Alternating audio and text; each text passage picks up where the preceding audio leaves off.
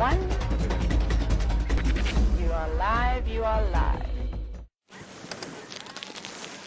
Good afternoon, everybody, and welcome to the most special kind of a live safari start. We're here with the great Queen of Juma, Her Highness Karula, the 11-year-old or 12-year-old female leopard. That's her there, obviously. And the two cubs, now 4 months old, are here as well. You can't see them, I'm afraid. I've just got sight of one with a pair of binoculars on a termite mound across the way there. The female is, we think that's the male, the female just the other side here. She did start calling them recently. She sort of stood up and she did that chuffing noise. That might attract them back here fairly soon. Anyway, you are on a live safari, the best kind of live safari with leopard and cubs. My name is James Hendry. On camera today, Bryan, the penguin thumb Joubert today. Very nice, Bryan. Very nice. And in the final control, we have got Kirsten McLennan-Smith being ably assisted by Geraldine the Cheesecake Kent and Chelsea the Greenback Green. And in the other vehicle, Jamie Patterson being filmed by Wium Durham-Brack. But for the moment, let us enjoy Karula. Now, if you're wondering what on earth this is not a documentary. Oh no, this is a live safari. We're broadcasting to you live from the iconic Kruger National Park, the western fringes thereof, a small private reserve called the Juma. And this is our queen here, eating an impala that has unfortunately had a very bad day. Much better day for the rest of us who've been watching her. Please send us your questions, hashtag SafariLIVE if you're on Twitter, or questions at wildearth.tv if you'd like to talk to us on the email. We are going to sit here for as long as we can. We won't be able to be here all afternoon, everyone, so we might be here with the cubs, we might not. Just depends. We will have to move out once the vehicles start to get mobile, and by mobile I mean, you know, we're surrounded by safari lodges, and their guests will want to come in here and see those cubs, and we want to limit the amount of impact we have here, so we will have to move out at some stage. But for the moment, we will enjoy ourselves with Karula and with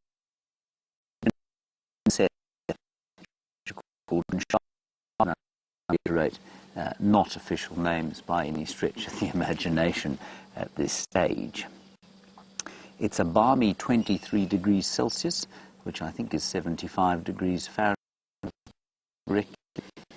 And here we are. What a joy. We're going to be joined in about half an hour. What now? She's chuffing. She's going choo, choo, choo, choo. She's calling the male. She's looking directly toward the male.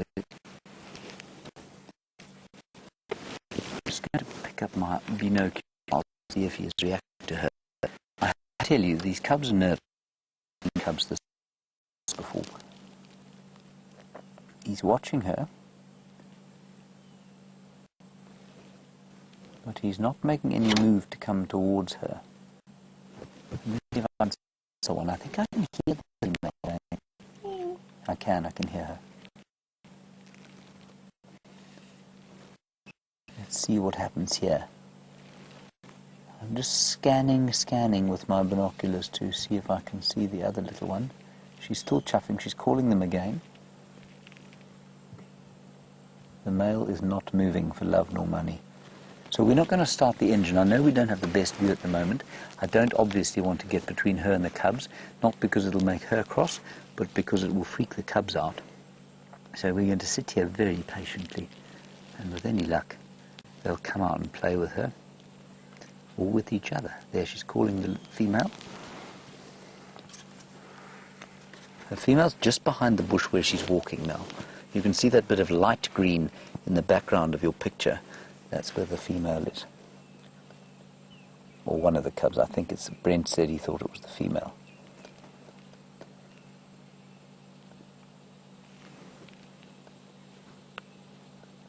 The male is sat still, looking a little bit worried that his mum's moving off. She won't move off completely. She's going towards where the female is. Once she settles, everyone, I will move. I just don't want to move just yet.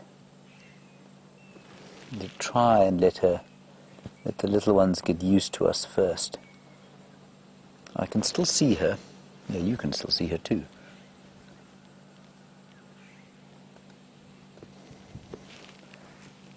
Keep an eye out on... Here comes the male. The male's moving. Bryan, he's come straight down the termite mound. You know where he is. You won't have visual of him yet. Can you see him yet? Well done. Well done. There he is, everyone. George is coming to see his mum.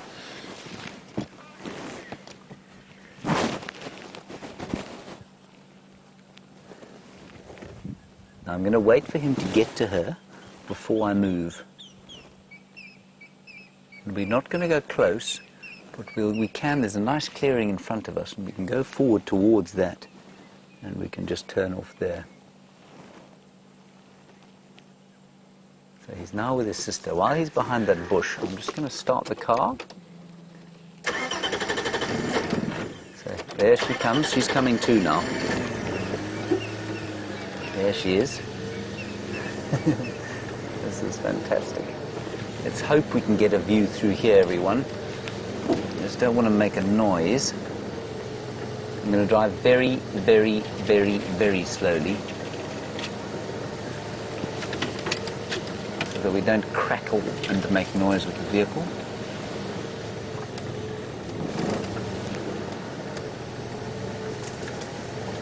I think we're going to have a nice view, everyone, through here. Oh, this is going to be wonderful if they come out. Say when, Bryan? Okay, we're now sitting about 30 meters from her, maybe 40 meters, and that's about 120 feet, which should be fine. Like I say, I find it very strange that they're so nervous of cars.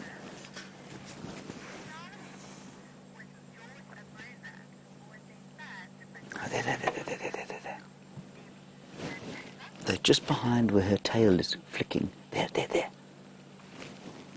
You see Bryan walking to the right-hand side, moving away from her again.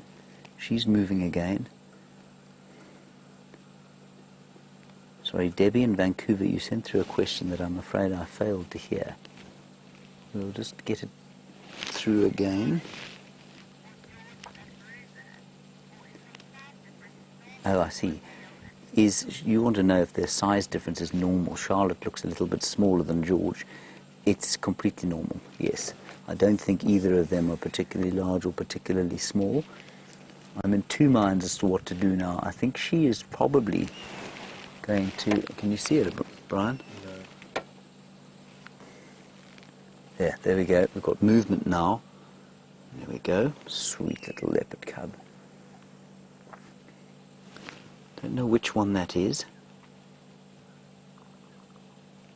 So cute. There goes the other one.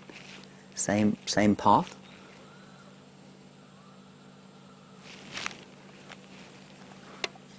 Okay, they've now both crossed the road, and they're going to where she is. I don't know where she's going. I can see them both moving. What we'll do, let's go back onto the road where we can drive with a real sort of smoothness rather than crackling along here. This is wonderful. Well, they're playing there on the tree. Sorry, everybody, let's move quickly before they get away from us.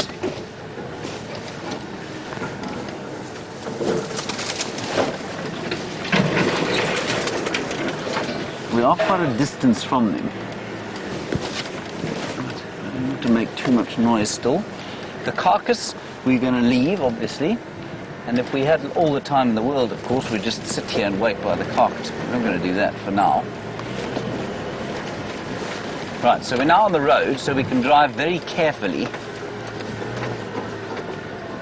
Apart from the fact that the elephants have put a very large tree here. Go in the lowest gear we can so that there's no revving and noise. They were walking just through to the left-hand side there.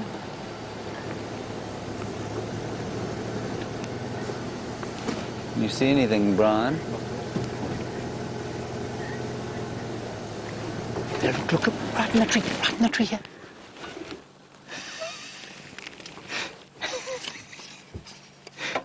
They're both there. In fact, I think Mum's in there as well. I can't believe it. Look. And Dorse, you're in Pittsburgh. You want to know if they'll share in the kill. They will, absolutely. They've weaned by now. They might be still trying a little bit to get the odd bit of milk, but they've pretty much weaned. Bryan, you're okay there? 100%. How awesome is that, everyone?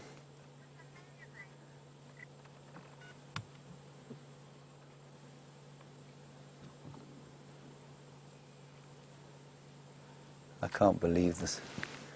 They see how they seem to feel so much more secure once they're in the tree.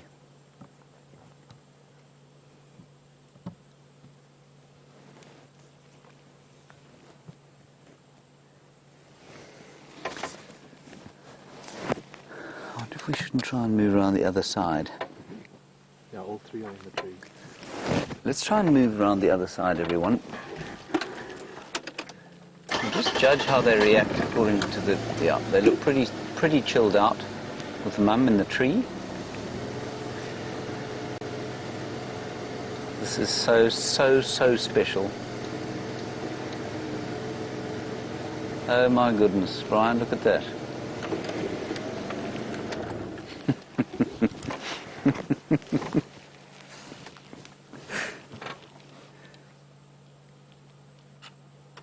This is too special for words.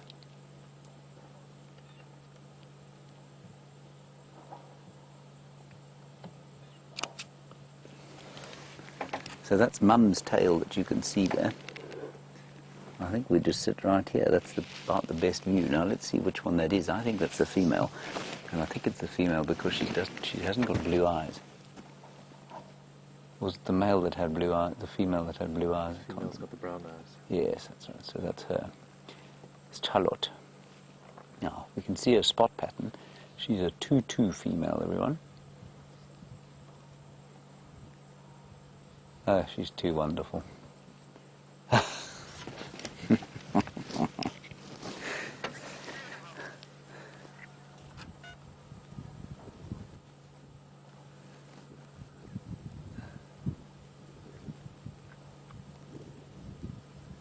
Oh, wow. So lucky. We'll just sit here for a little while, see what they do. All three of them climbed up in this tree. I can't believe it. We might go a little bit further around the tree at some stage to see if we can get a view of Mum and the other one.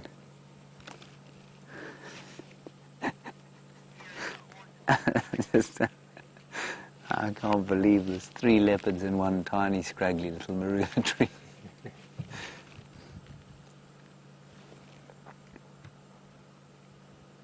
And you know, we drive around here a lot and we spend a lot of time trying to find these animals, and we spend a lot of time waiting for them, and we spend a lot of time being deeply frustrated by them, but it becomes so utterly absorbing and worth it when you have an unspeakably wonderful sighting like this. You see how cleverly hidden they are. Here comes the male. I don't know what he's doing there.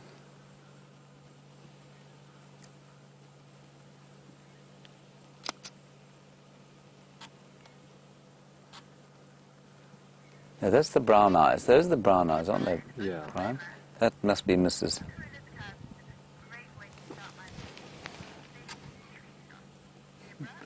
And Deborah in Oklahoma, you say seeing leopards is the great way to start your day. Well, Deborah, I think for anybody who doesn't think that this is a good way to start the day, well, they just need their heads read, don't they? It's the best possible way to start your day and my afternoon. That's the female. Yeah, that's Mrs. You can very clearly see her back end there. Not very cleverly climbing at the moment. Here she comes.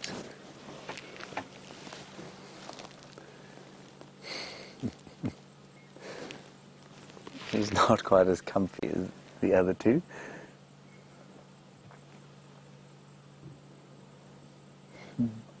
Look at those eyes watching us. That's so cool.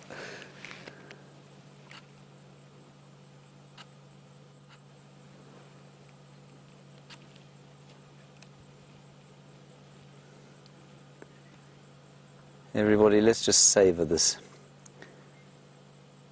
Yes, it's not an everyday occurrence, of course.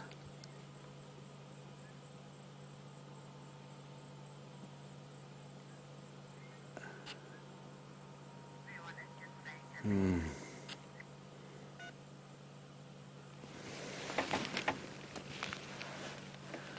tempted to move slightly forward, but I don't think I'm going to. Just because she's moving around quite a lot. She's not comfortable. Her back end is completely uncomfortable. Her brother, however, is fast asleep, as is her mother. Her brilliant mother. 8 cubs raised to independence as of now. These 2 have got over the most dangerous part. They're absolutely by no stretch of the imagination through everything, but they've got through the most dangerous part of their lives. And I think they're going to be just fine.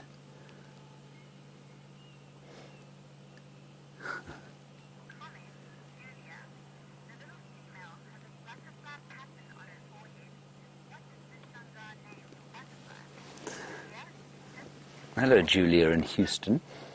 You say that the little female has got a butterfly pattern on her forehead, and that might be, you want to know what the Shangaan name for that is. Shangaan name for a butterfly is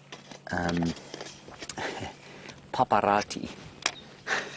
I've always found it a very funny name to say paparati is a butterfly or a moth in Shangaan. I don't think paparazzi would be a good name for her, Julia. I think she's prettier than that. Let's try and roll back, but I might get a better view of her.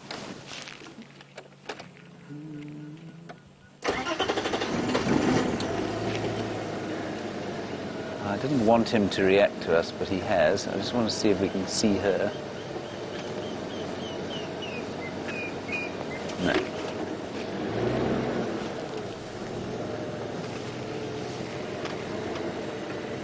Are you still right there, Bryan? Yep. It might just give us... Oh, there's a nice shot. There you are. How's that? You did it.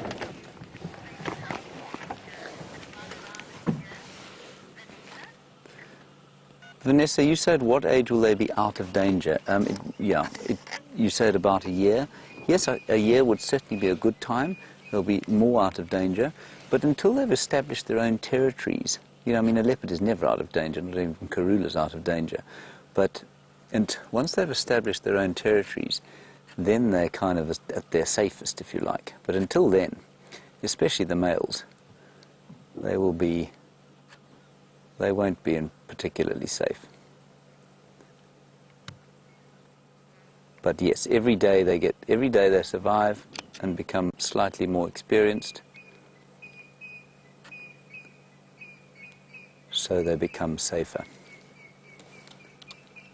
This is beyond speech. 3 leopards in a tree. We have them all to ourselves. Now, we have a very special classroom of people from Trantwood Elementary School in Virginia Beach, Virginia, and it's really very, very special to have you with us, kids. Sitting in that tree over there is probably the most special predator in the whole of Africa. Now, our predator is an animal, well, it eats other animals, just like your cats and dogs at home. But this is the wild African leopard. And we are so lucky we've got 2 babies there. On the right-hand side is a male, and on the left, a female. And they're sleeping in the tree, everyone, because they're safe up there, and they're completely safe. And you can see in the middle between the 2 of them is their mum. You can just see her tail hanging down there. Now please do ask us any questions you might want to about leopards or about Africa or about anything that we're seeing here. It's lovely to have you with us. My name's James, and filming with great skill behind me is Bryan.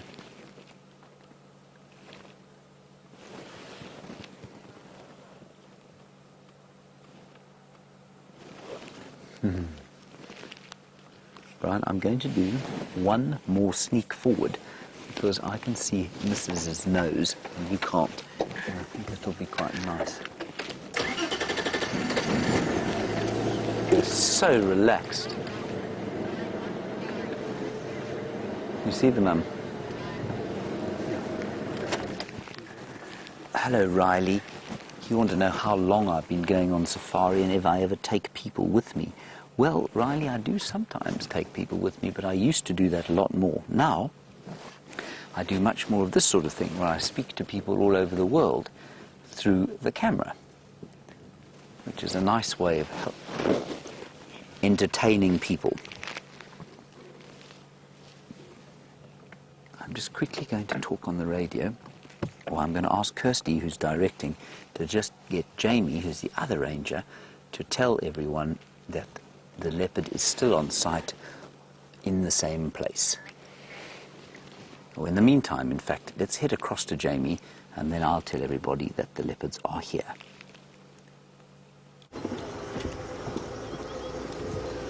Good afternoon and welcome to all of you at Trantwood Elementary and welcome to our portion of your safari. So my name is Jamie. And this afternoon I have a gentleman called Wium on camera with me, and I hear that you've been having an amazing experience having a look at those incredible little leopard cubs. We have a little thing of our own, but in this case it is a tiny antelope. And there he goes. Realized that we were looking at it. That little antelope was called a steenbok. They like to hide away in the dense vegetation and in the bushes around these sorts of areas. Now, you've just caught me as I'm about to go past and around one of our water holes. But as you can see, as we go through, the water hole is completely dry. Now, it is our winter time, which is generally our dry season, which means we don't get any rain at this time of year. But unfortunately, in South Africa, we're currently in the middle of a really bad drought, which means that even in our summertime, which is meant to be our rainy season, we didn't get very much rain at all. So there's only really a few places that the animals can go to get water. And as we go along, we're going to have to drive at an angle as we go through. The dam is completely devoid of, there's no water here at all. But luckily for the animals, there are places where the lodges are actually bringing water up out of the ground and using those to provide them with a little bit of water.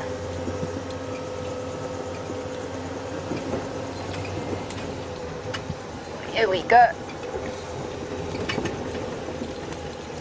Up and out of the dip. I'm trying to find the lions that Brent had this morning.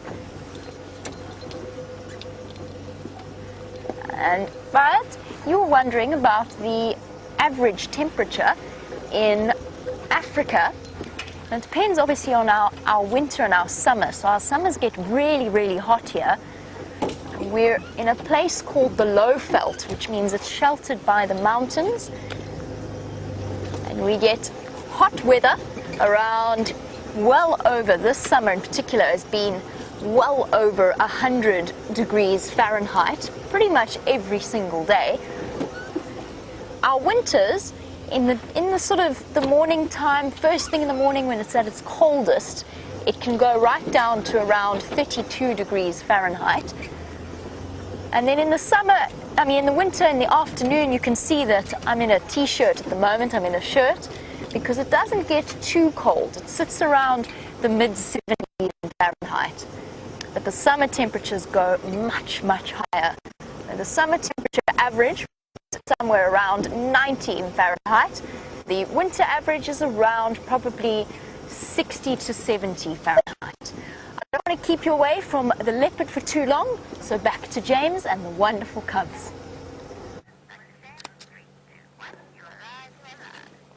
We have not moved anywhere at all, and nor have the leopards, everyone. They're all just lying there. And they're so full, they're not moving, because they have been eating a whole lot of impala. Now remember I said that they were predators and they eat other animals. Well, the most common animal that we get out here is something called a impala, and an impala is an antelope, which for you guys in the United States is a bit like your deer. And the mother leopard killed an impala yesterday, or probably early this morning, and then she brought the youngsters across, and they've all been enjoying the meat for the whole day, and now they're so full that they're fast asleep in the tree. And Anna, very clever question. You want to know if these leopards have this different patterns in the same way that zebra have different patterns. Anna, they absolutely do. No leopard has the same spots, and you can already see. So one of the ways that we identify the leopards is by their unique spots. So one of our viewers was just saying that the other one, has got a butterfly pattern on the front of her forehead, and you won't be able to see that from here, but so that's a good way of identifying her, and that won't change throughout her life. You know the old saying that goes, a leopard doesn't change its spots. Well, in this case that's absolutely true. Those spots won't change, they'll just get a little bit bigger and a little bit further apart. And then the other one that Bryan was showing you has got 2 different spots on either side of its nose, 2 on the left and 2 on the right, which of course we can't see at the moment because his head is the other side. But that's how we will identify him, and only he will have those spots in that particular position. So yes, they're very, very different spots. Can be difficult to tell though, because if you're not used to looking at them, they all kind of look the same.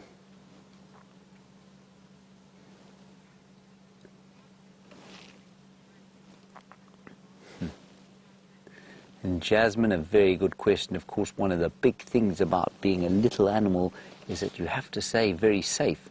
And you want to know if they can run as fast as their mum yet. Well, they're quite fast and they're quite good at climbing, but they're only 4 months old, you know. And in the same way, I mean, you could consider a 4-month-old leopard, I guess the same as you guys, about 8 years old in human years. So you know that you're not quite as fast as your mum and your dad yet, but when you're about 12 or 13, well, then you'll be nearly as fast as your mum, and maybe when you're about 15, you'll be as fast as your dad. And that's the same with the leopards. So when they get to the human equivalent of, say, 15, which is about a year old, well, then they will be as fast as their mum. So they're still fast, but they're not quite as fast as their mum, but they're very good at climbing. And that's how they stay away from other predators. Now, we know that they are vulnerable to other predators like lions and hyenas, and so they have to stay out of the way, and they do that by climbing. Now, Riley, of course, it's very difficult for you to tell looking at the screen how big they are. Riley, these cubs are, well, let's try and describe it. They're probably about 1.5 feet long from the tip of the nose to the base of the tail. So that's where the tail comes to the sort of top of the body. And if she extends the tail out behind her there, probably about 2.5 feet. So 1.5 feet long from the bottom to the top. And they weigh very little at this stage, probably only about 5 kilograms, 11 pounds or so. The female's a bit bigger. She's 12 years old now, and she's like, can you imagine an Alsatian dog? She's like a really big Alsatian dog. That's about the same size as she is. She probably weighs about 45 kilograms, which in pounds is about 100 pounds. So that's how big they are. The cubs are about the size of, let me try and think of a dog size. They're about the size of, say, what, Bryan, a Staffy, maybe? About that? Yeah. About the size of a Staffordshire Bull Terrier. I don't know if you know what that is, everyone. But that's about the size that they are. So they're much bigger than a house cat by this stage. Oh, Grace, you ask a very good question, and it's a question, you know, that we get asked a lot about lots of the baby animals that we see out here. Where is their father? Well, we're pretty sure that their father's name is Tingana, And Tingana is the big male leopard that lives in this area, but the male leopards don't have any role in playing parent, so they don't look after these little ones. Well, they don't look after them directly. So inside Tingana's territory, he's got 3 or 4 females, and 2 of them have got babies, and so he looks after both families, but he doesn't look after them by being around them. He looks after them by staying close by and making sure that other male leopards don't come around and harm his babies. So that's how leopard male is a good father. Stations one station here, all animals up in a marilla tree. I was just talking on the radio there, everyone. Go ahead.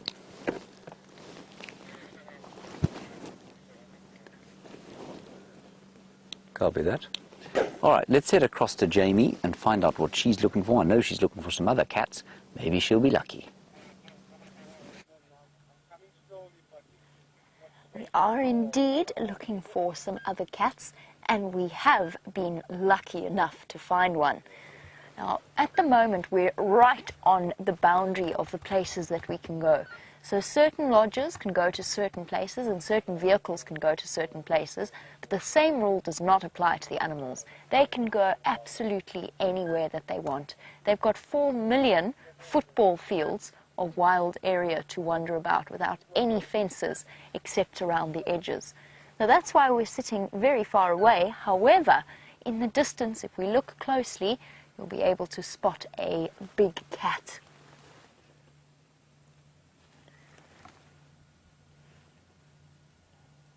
Just have a look at that.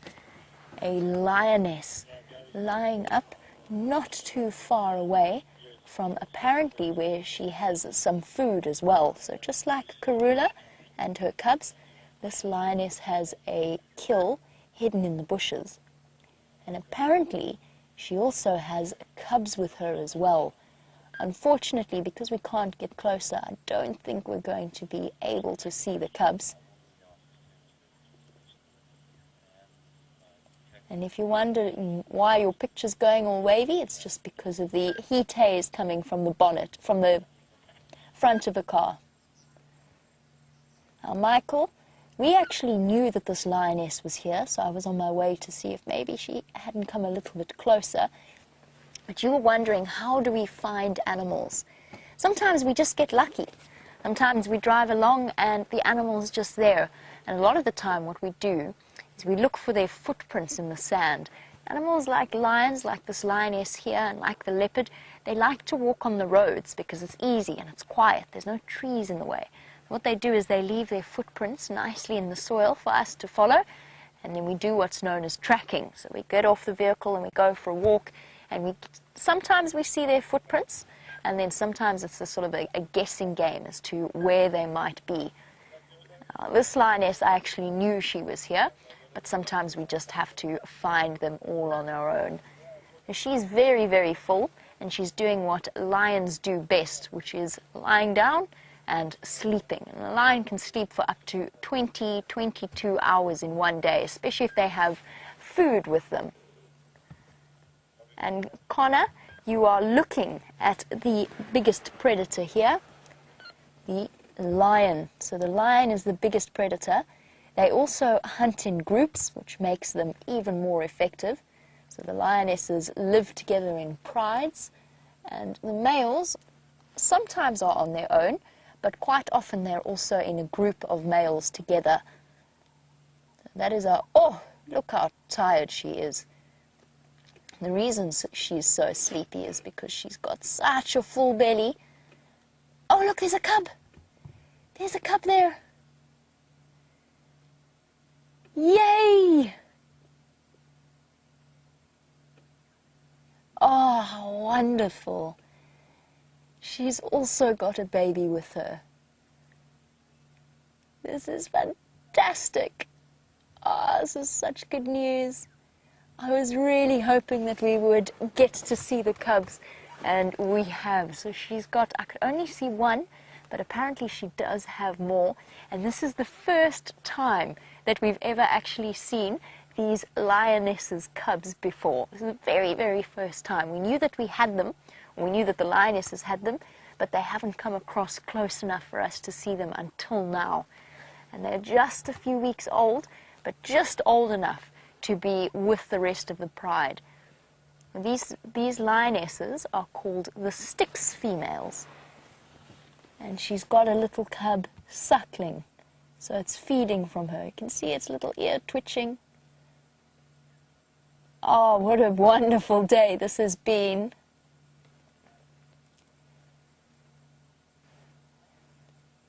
And she's also been eating.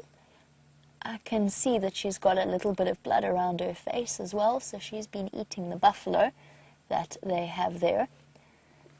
And this little cub is a long way to go before it is a brave hunter like its mom. Madison, you were wondering how old a lion cub has to be before they leave their mothers.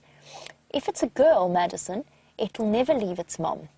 It will stay in the same pride for most of its life, unless something strange happens, so maybe a male comes in and the pride gets split up.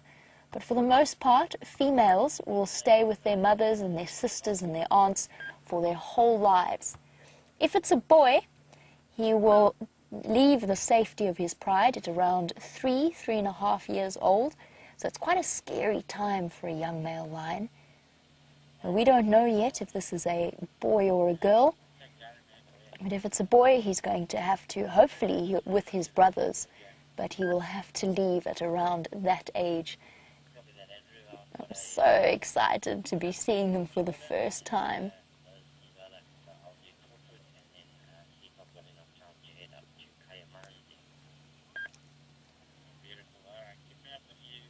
Now, Aiden, I know that they're hidden really far away, but you were wondering, why are the baby cubs hiding? And the answer is the lion cubs are not really hiding too much because they feel safe with their mother. It just so happens that, unfortunately, we can't go any closer. So they're not hiding, it's just that we're very far away. They feel perfectly safe. But when they were younger, Aiden, then they did hide, because there's lots of things. A little lion cub is defenseless. They can't fight back, and anything out here, their mom can't stay with them the whole time to protect them. So they have to be careful of things like leopards and hyenas, anything that could find them and pose a risk. So they have to hide away. And the same goes for the leopard cubs. They have to hide while their mom goes out hunting. And speaking of leopard cubs, let's go back to James and Karula. Look who turned round, everybody. There's Mum. That's the Queen of Juma. And we call her the Queen because she spends most of her time here. And she is just our favourite leopard. She's 12 years old, which I know sounds quite young to you, but for leopards, that's quite old. It's sort of like I guess a 40-year-old human being. And she's just perfect, isn't she lovely? She's the clever mother who killed the impala for her babies.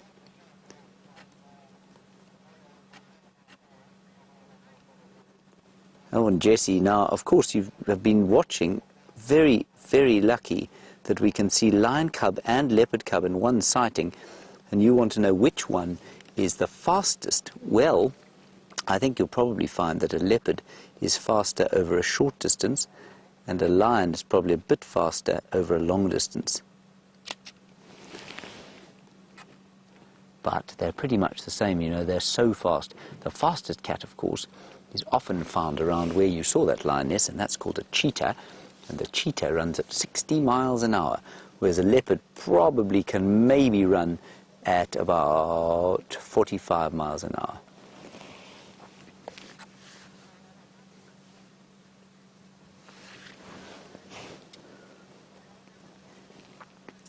Colleen, very clever question. You obviously have been learning a lot about animals, and you say, do all mothers have their cubs at this time of the year? And the answer for the predators is no. So it's what we call a coincidence that the lioness and the leopard have their cubs at the same time. They can have babies any time of the year. So they're not like deer or moose or the impala that we see here, any of the antelope species, which are like your deer. They're not the same as those, which will give birth at a very specific time every year, the same time every year. If these two cubs survive to adulthood, she will only give birth once every 2.5 years or so, and it can be at any time of the year. And she's such a good hunter, you see, that it doesn't make any difference.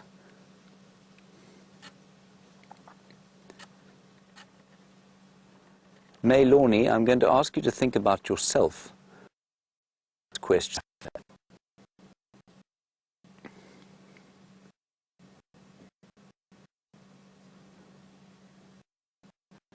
Reagan, you ask another very good question. Just hold 1 second. Yeah, I'm just slow. Reagan, you want to know how long do they sleep? Reagan, they sleep for a long time. Sometimes up to 20 hours a day, but normally 16 and 18 hours, I would imagine. So about double the amount that a human being sleeps.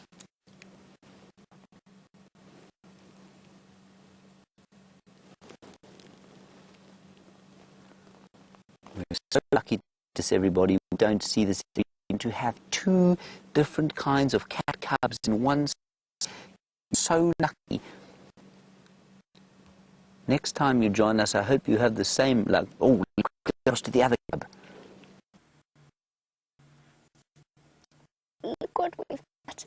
Little cub has, just as mom rolled over, he dislodged the cub from duckling, and it has climbed back over to get the best possible space.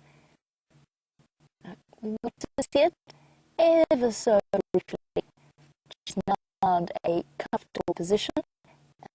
You can just see over the top. They're still so young that they actually have spots. Adult lion only has really faint spots around their belly. You know how Karula spotted are so camouflaged? Well, cubs are also hide them even better when their mom is away. They have to keep away. Just might have seen little spots of lion cub.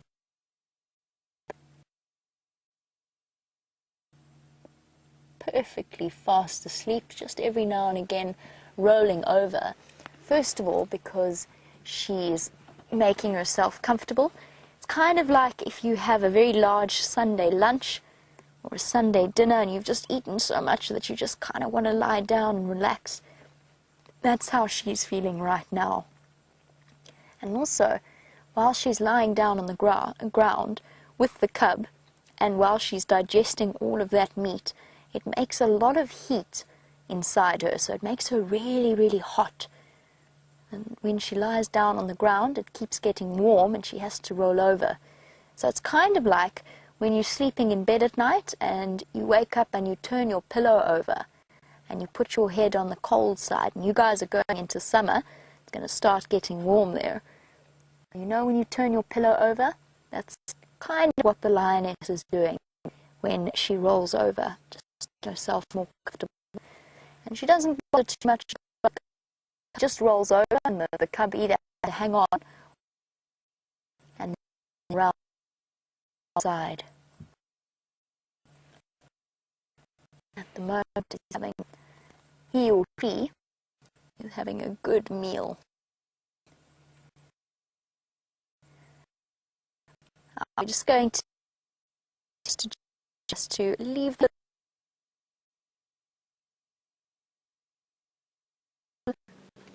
Everybody, we're going to leave because we want to have too many people around here and lots of people who want to see beautiful leopards. We're going to leave now, so say goodbye, leopard. Hopefully you can see them one day and you'll be able to have a bit together. Go fast, that's some. We can leave about 1 minute, so we have about a minute left here. It's just the last minute. We'll stay on the lion, and maybe that little lion cub will pop out again. I'm sure she will at some stage. how lucky we are here.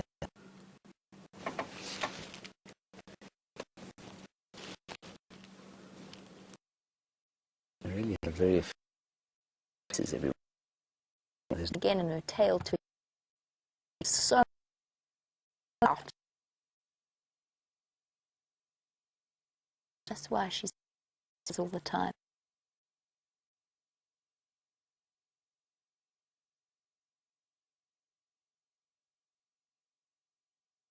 Long cats can sleep for when they want to. When they find a nice, comfortable spot, curl up like to food.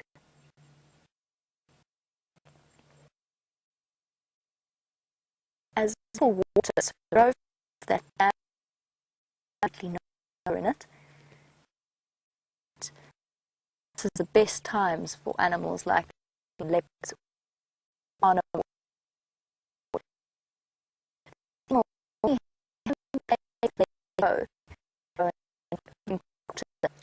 which means that the oh,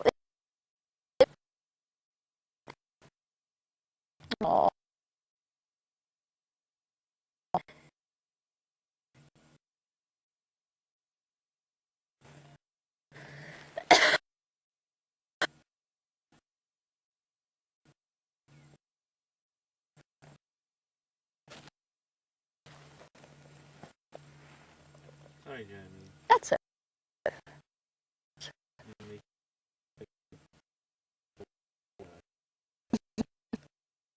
Give you a nice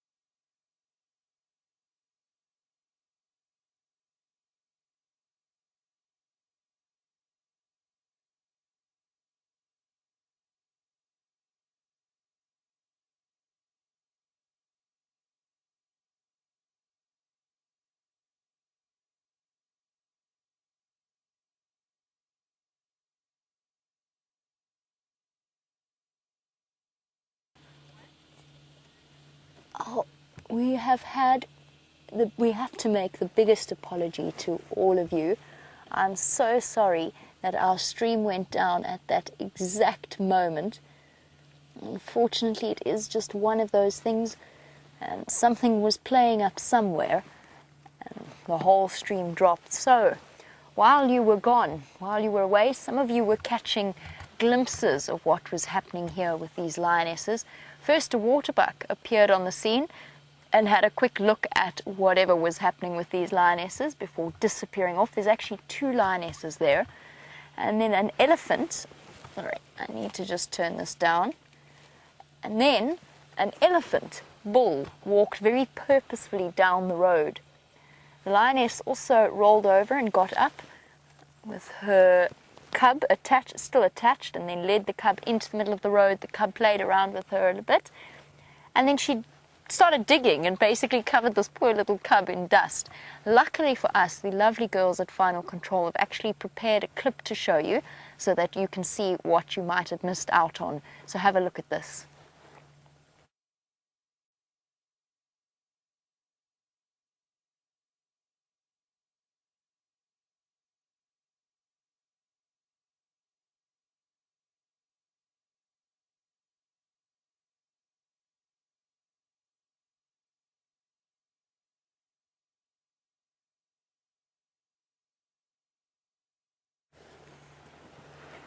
There you go, a sighting for you. And now look at this, there's an elephant looking a bit upset with life right across in front of the lions. Lions didn't even stir. And behind it comes a vehicle from Mala Mala. Now, depending on where they position themselves, this is their property obviously, depending on where they position themselves, we might not be able to see.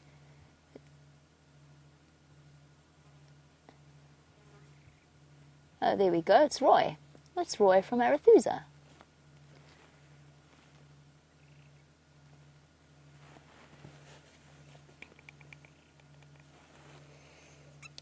Roy, do you copy me? Sorry guys, just have to be on the Game Drive channel.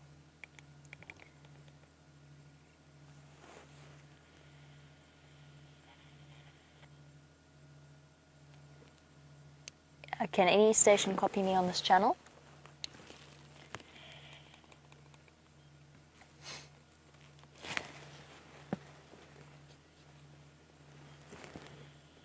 Okay guys, sorry about this. I just need to chat on the Game Drive channel. While I do, let's head back over to James.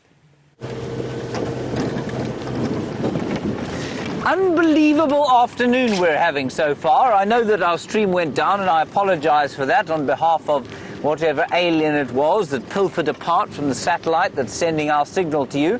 We've come on to Arethusa. Bryan reckons we're going to find the Anderson male on the far western sector, so that is the intention here.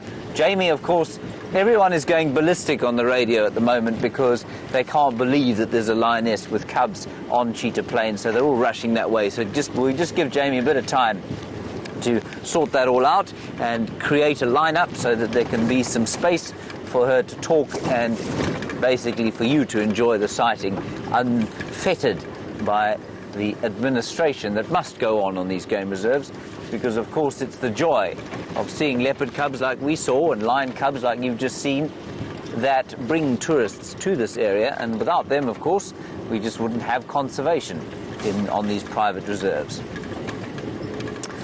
We have seen nothing on Arethusa, so no, that's not true. We've seen some impala here on Arethusa, but we haven't seen anything else so far.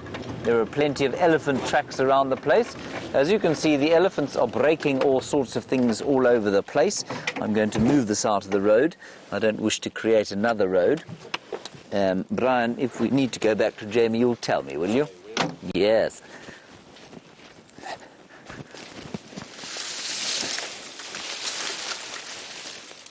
There we go. See how strong I am, Bryan? So powerful. All 5 feet and 8 inches of me. 68.5 kilograms. True powerhouse. A powerhouse of our times.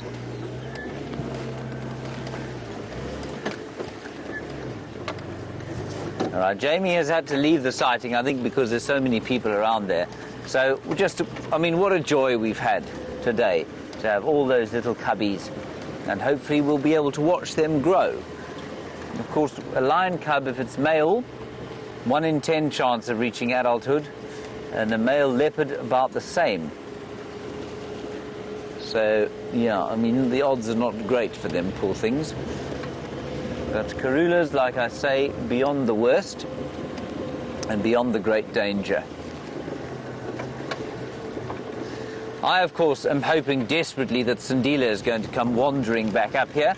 Now, for those of you who don't know, Sindila is he's now almost 2, I think, isn't he? Must be about 2 years old, just about. And he, unfortunately, had to go to rehab. You know how it goes when, children lose their way in life, and he had to go to rehab because he bit a dog, and the dog was rabid. He did more than bite it, he dragged it into a tree. Anyway, we were very worried that he was going to be rabid too, so he was sent off to rehab, and he spent 6 months in rehab, and he's now out of rehab and back on the reserve. They released him, but we haven't seen him yet. He's been down hanging around on the Sand River, where I guess there's more place to hide and probably a little bit more to eat. There is a female impala, Bryan. She's all alone. And what is she doing? That's right. Relieving herself. This is what happens to me. This is what happens every time I stop near any animal, just about everyone. They immediately show their complete disdain by voiding their bowels, which of course is I think it's very unfair of them. So graceful. Right, hopefully she's got some friends through here. Or maybe she'll run into the jaws of the Anderson male, and we'll be lucky enough to see it. Oh, elephants. I see some elephants. Over there.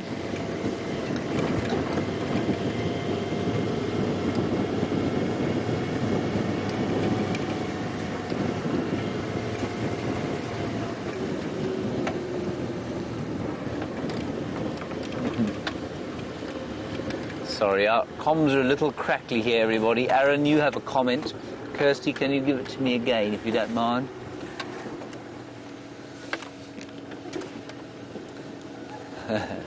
Wonderful. Thank you, Aaron. You say we mustn't be rushed to find anything. You're so happy. We've seen all the cubs. And basically, I guess you're just rather like Bryan and I, basking in the joy of it all. And I'm sure in the same way that Jamie is right now. Now, they were just wandering off the road. I'm just going to find out what this road is called so that I can tell the Aratusa guys. I don't know why it's taken me. I know the Cheetah Plains roads for some reason, but despite the fact that I've been driving around here, goodness knows how long, I don't know what road I'm on.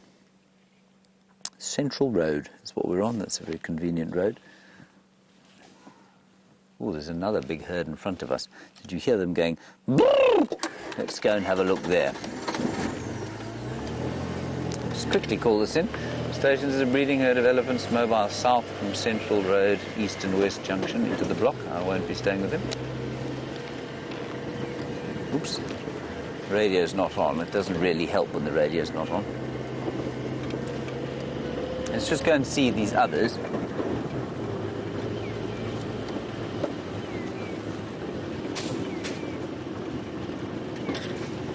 Just going to be quiet. Turn the car off and see if we can't hear anything.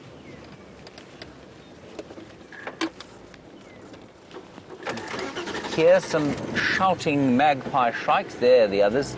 Elephants, I mean, not magpie shrikes.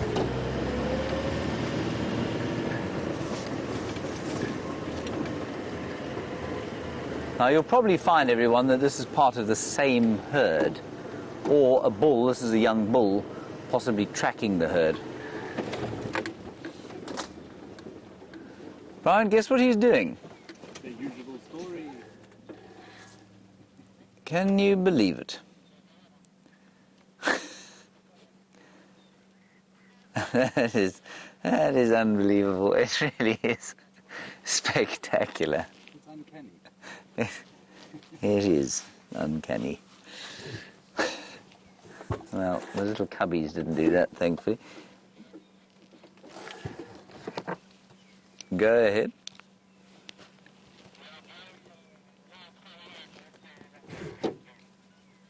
Copy, thanks. Let's head across to Jamie. She's got a little elephant in better view than this.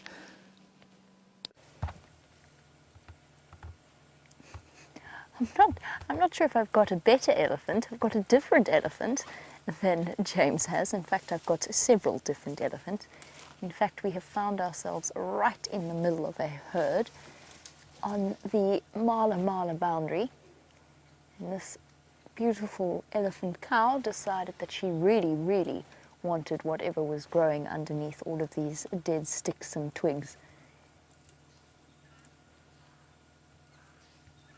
And she wandered past us, gave us that very typical open-eared head-up look that the females protecting their herd will give before starting to feed. Now guys, obviously we have left the lion cubs. That is because there are other vehicles on their way to that sighting. Isn't it incredible though? Our first view of the Styx cubs, or at least a Styx cub. It's absolutely phenomenal. Today's just been such a lucky day for the cubs of the different big cats. Just wonderful. It's the first lion cub I've seen since the last stick cubs that we had before the Birmingham boys very sadly took them out. But it is fantastic to see a new era and a new dawn of the various lion prides of this area. Hello, boy.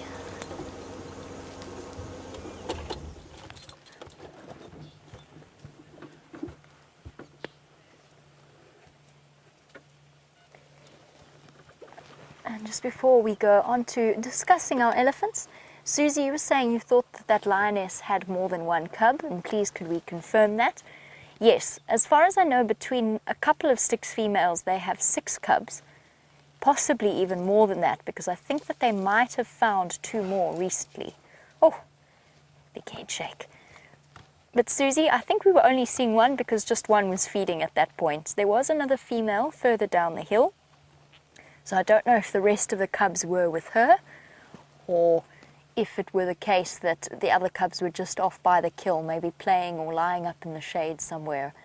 So I don't know the full dynamics of the Styx females and their various cubs. There is definitely more than one. It was just that we were only able to see one. Okay, my Ellie bull is moving off. There's a whole herd still coming through at the back there. We'll go forward a bit, see if we can't get another view of them. Looking very impressive in this afternoon sunlight.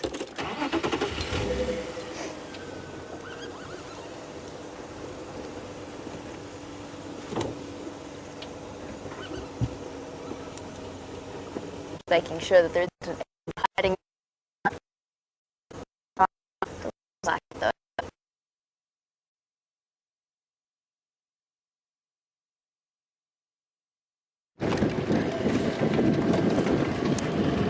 Everybody, I'm driving like a moron because, well, I'm just a bit of a moron really, but the space has opened up at the leopard cubs again. Everybody's gone off to try and see some lions on Torchwood, so we're going to drive back there and see if we can't find them again and spend a bit more time. There is the sun, and as soon as the sun touches the horizon, we're going to be out of there. So we're certainly not going to think about turning a light on, and even before it gets dark, we're going to be pulling out. So I am going to drive quite quickly. We've probably got about, well, Brian, what's the time? Just after 4. 20 past 4. We've probably got until 5 o'clock before we'll move out, and we're probably about 10 minutes away. Well, 5 at this speed. So please don't get seasick wherever you are. Lift your drinks off your laps, otherwise you're likely to spill. And I will drive as smoothly as humanly possible to get back to Karula and her magnificent little babies. So the only reason we're going to stop for something really spectacular.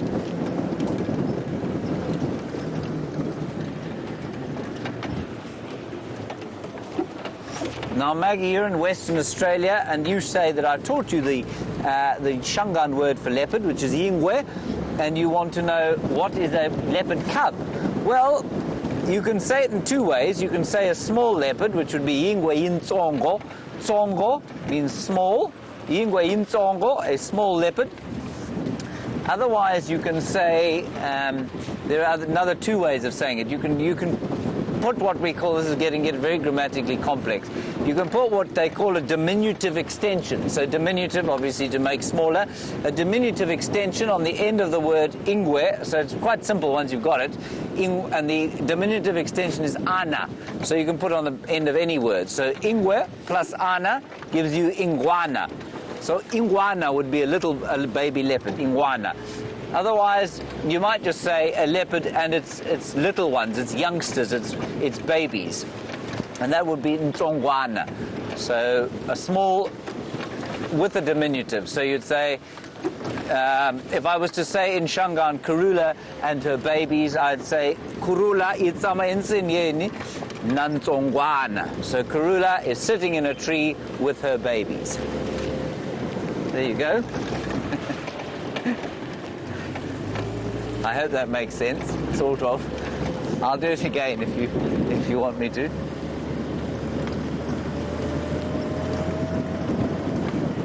And of course, now, Jamie, you've shown you a lion cub today. We know there are two on Torchwood, and we are very sure that the other Nkahuma Pride lioness, remember we've only seen the three in the last two sightings we've had of them. We're pretty sure she is in the Mulwati, the great valley of the Mulwati drainage line, in the middle of Djuma, which is fantastic. So with any luck, we'll be having lots of lion cub sightings and leopard cub sightings very soon. Okay, Jamie's back. Let's go get an update from her. I'm going to continue driving hell for leather to get to those cubs. We are back. Now, I've never driven through that particular drainage line.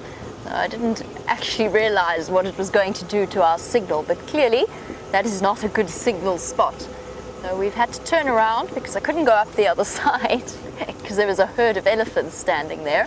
So we've turned around and we're going to take a different route towards the open area of Cheetah Plains.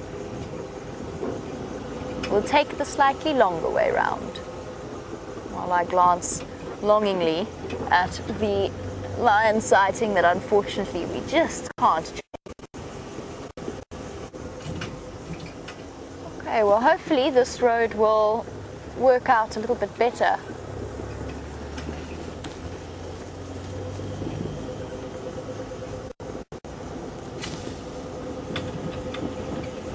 So we're on our way after an extraordinary day filled with cubs of all descriptions, on our way to check the open area of Cheetah Plains. Now this morning, apparently the tracks of cheetah crossed into the Kruger National Park. That doesn't mean that they didn't decide to come back though. That open area is one of their favorite spots.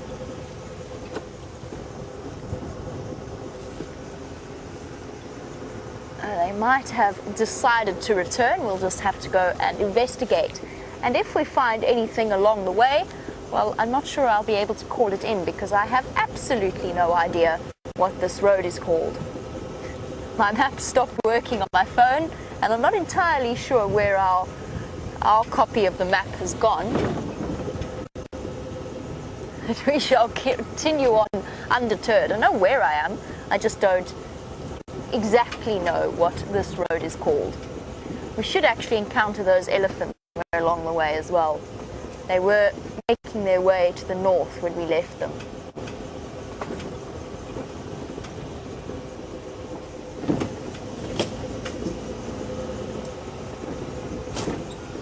We were talking about the Styx cubs numbers before we disappeared, and you were wondering about just how many we have.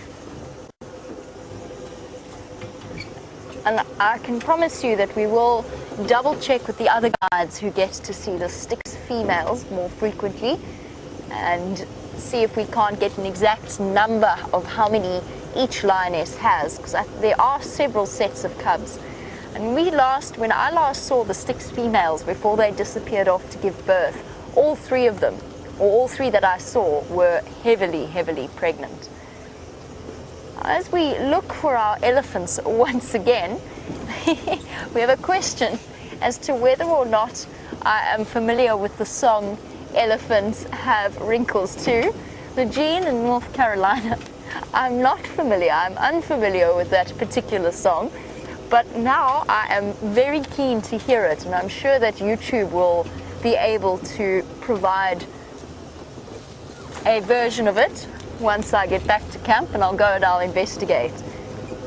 And of course, elephants do have the most tremendously wrinkly skin. I was very thoroughly amused by the name Mr. Wrinkly Bottom that was given to that baby elephant. Now, I'm still relatively unfamiliar with Wrinkly Bottom. I'm not sure if I could recognize him if I encountered him. But James actually thinks that he saw him the other day, coming right up to the front of the vehicle and doing little play bows and rearing up, as Wrinkly Bottom was famous for doing.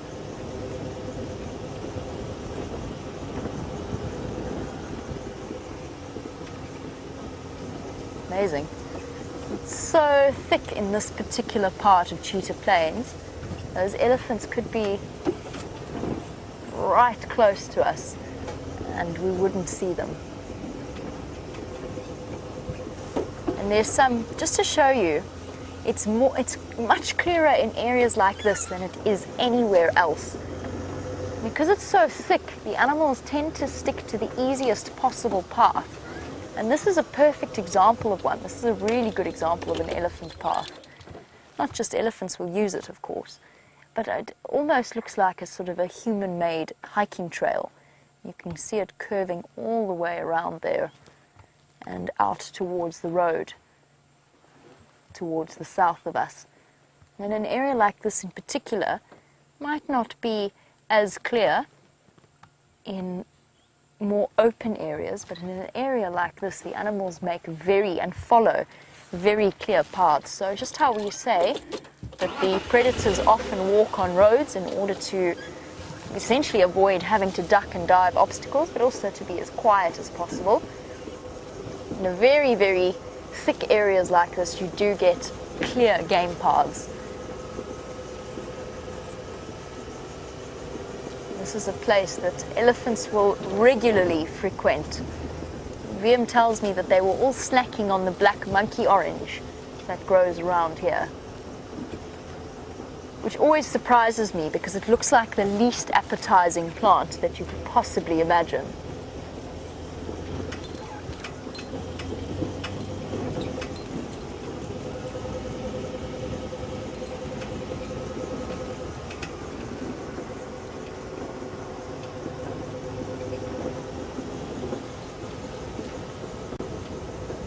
Oh, still can't believe that we got to see that Styx cub.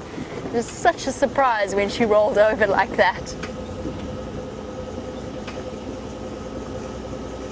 Did not realize she had a cub with her, because it looked as though she essentially hadn't moved from where she was found this morning. And perhaps she hadn't. Perhaps the cub just came to find her.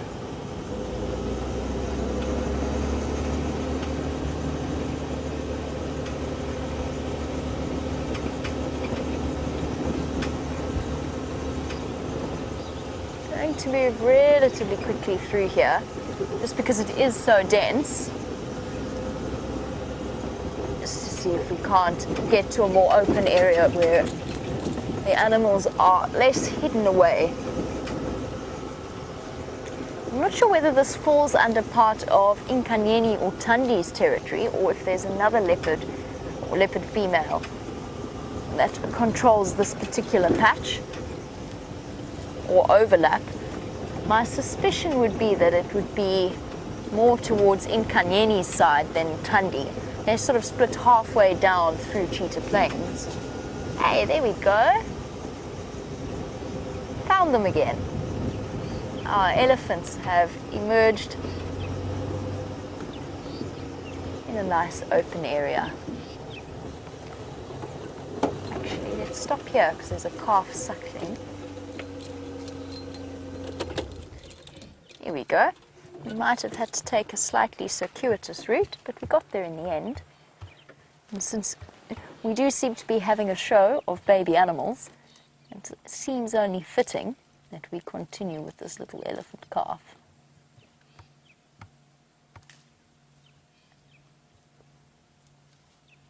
The other day I saw an elephant calf that was so young that it was struggling to reach up and to suckle from its mother. Not struggling, but it kind of had to almost sit back on its haunches in order to reach her. That might have been too soft for you to hear, but there was a wonderfully low rumble. Tammy said it has been a fine day of babies and that she is ecstatic. Tammy is watching in Iowa. Tammy, I couldn't agree with you more. We've just been so incredibly spoilt for choice the last 2 drives. On the sunrise safari, starting with Karula and the anticipation of Styx cubs, and now to be able to follow through with that promise, albeit briefly, able to view them as well for the very first time. And now a breeding herd of elephant, complete with little calves wandering about.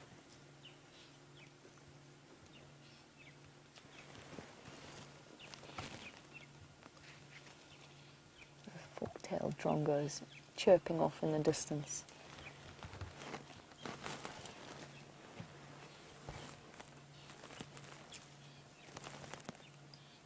The silver cluster leaves taking a beating at the moment. At this point, the elephants are almost entirely, their diet is almost entirely tree-based. In most places around our Traverse area, there is hardly any grass, and what little grass is left is clearly not all that appealing to the elephants. It's brown and dry, not very attractive as a prospective meal.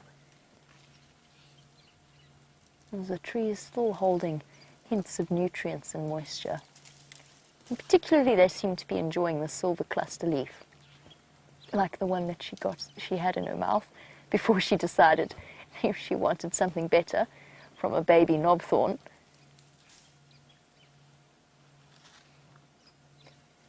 Putting that incredibly dexterous trunk to work. Oh, maybe that way round will work better. I'm going to stand on it in order to make life easier. The wonderful news is that James is back with Karula and her wonderful cubs, and since his time with them is limited due to the sunlight, let's head back to him. Everybody, you can't believe it. Well, we're back at the leopards, obviously. Look at that wonderful shot there. But it's raining. There's full sunlight on the cubs, but above them, a rather glum cloud has just opened up.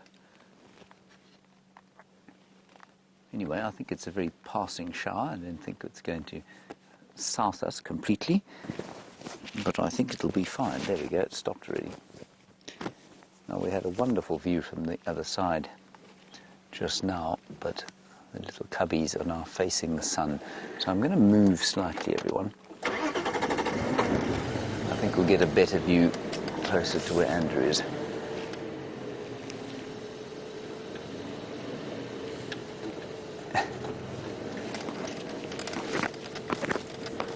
Here comes the little one back along the branch. It's just about the time of the day that they'll start to play. Is that okay for you, Bryan?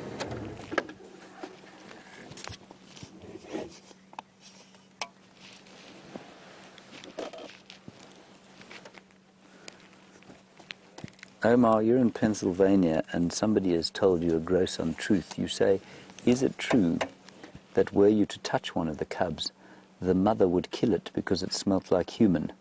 Omar, no, that's not true. Absolutely not. I mean, well, you'd be very lucky to get near enough to touch one of the cubs. But definitely they would be absolutely fine with their mother if you were to touch one. She'd be very cross with you, not her cubs. You hear the same story about birds and birds' nests, that if the nest smells of human being, they won't go anywhere near you, the nest, the mothers, the parents, and it's just not true. I can't believe this weather. It's bizarre. Isn't that wonderful? Little cub yawning. They're just getting active now. Well, they were just getting active.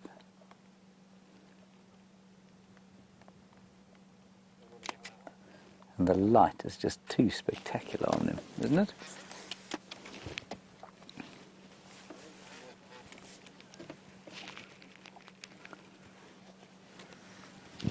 I know.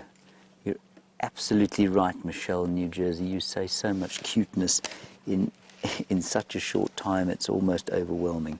It's completely overwhelming. I cannot believe the luck we've had here. Here we go. Now they're playing with Mum. Lions, leopards, and of course Jamie had little baby elephants suckling.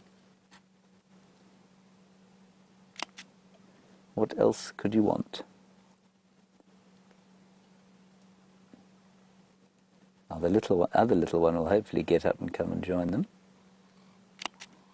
Not wanting to miss out. Ooh. I might have to move,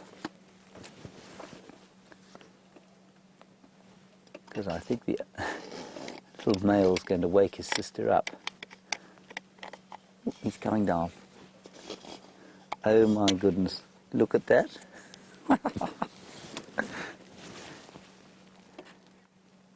Kim, you wouldn't know if they'll sleep in a tree for safety. Kim, they might. But it's not that comfortable for them. And so if there's a hyena around, they will almost certainly sleep in the tree for safety.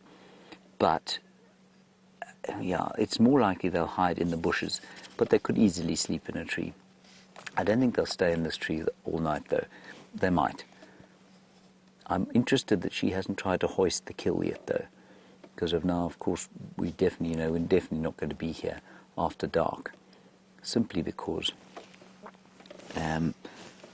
we can't... hyenas will smell that kill. They'll come into this area, I'm sure, during the course of the night. And I don't know why she hasn't pulled it up into the tree yet.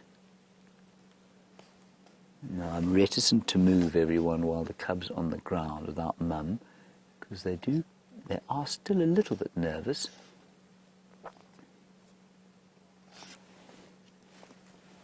So let's just wait here, and I'm afraid let's see what happens.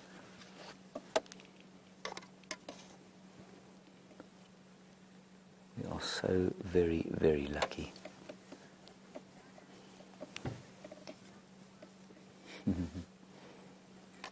Well, Donna, you want to know how the leopards fall out of the trees when they're asleep? Well, there you go. That's how. It's just like you lying on a branch like that and flopping your limbs both sides, and it kind of precludes you falling out. They can fall asleep very comfortably like that. Well, I don't know. Excuse me. Sorry, Bryan. Brian's choking on a fly, everyone. There we go. Sure, sorry about that. There we go. You're okay? I'm okay. So, Donna, they're not that comfortable in the trees, I don't think. I think that they would prefer to sleep on the ground where they don't have spiky bits of tree sticking into them. But for safety, yeah, I mean, they'll lurk up there. But you'll never see them sleep completely soundly. The cubs do, but the mother will always up and look around every minute or so, and then she stops looking. And then she'll put her head down, snooze a bit, and then head up again every so often.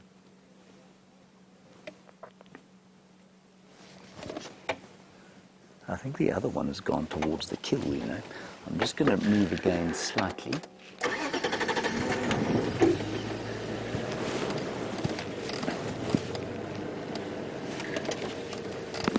Very important that we don't get between the little one and the kill. Dafam. Let's just wait here.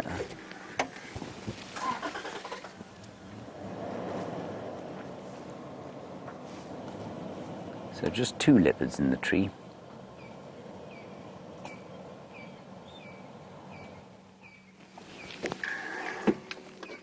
And the other one apparently is sort of walking towards the kill, which is basically to the left-hand side of your screen. Me? Antayimala. Okay.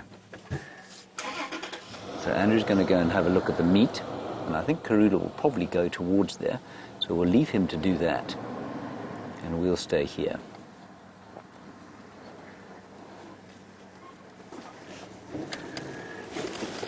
I'll just roll the car forward rather than start the engine. Oh, I'm going to have to start it. Strange, bizarre weather. Oh my goodness, we are going to have a sighting here. Hello, little Charlotte. That's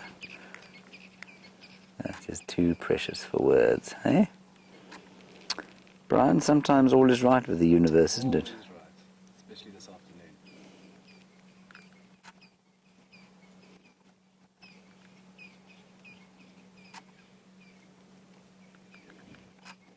Mum just opening her eyes every so often.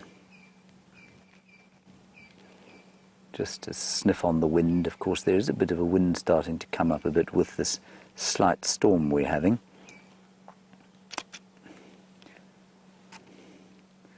Now the little one being very fastidious, unsurprisingly the female cleaning herself there. The male has gone off to have himself a bit of a meal.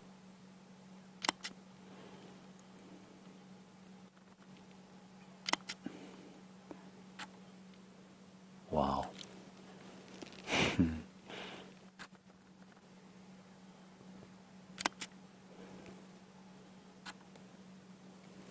I can't believe how lucky we've been.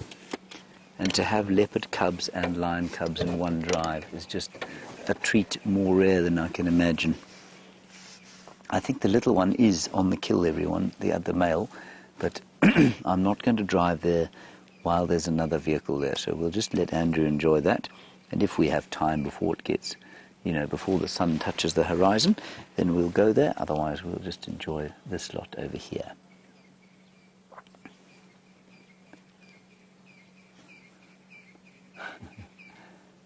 She's so sweet. So it was the male, remember, that had the 2-2 spot pattern, and we reckon that this young female had a butterfly shape on her forehead. So let's have a look. I'll get my binoculars out.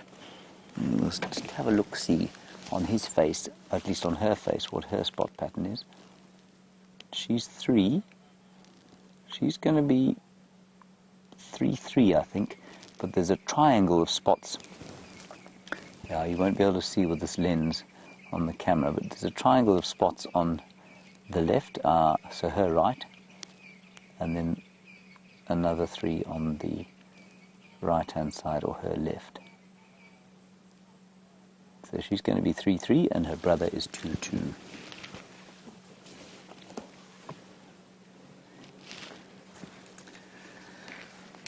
And James Richard, I don't know if the colour of the eyes have stopped changing. You say, have they stopped changing? I'm not sure. I don't think they've changed much since I first saw these cubs. Hers are obviously darker, browner than his. His are very pale. They may or may not change a bit more. I think you'll probably find they will.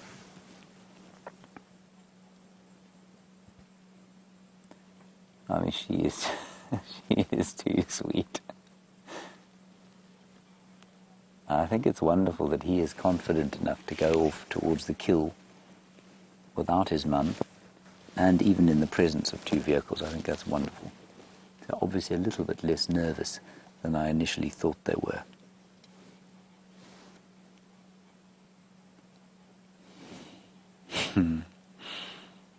Mother utterly unfazed by life, which is the best.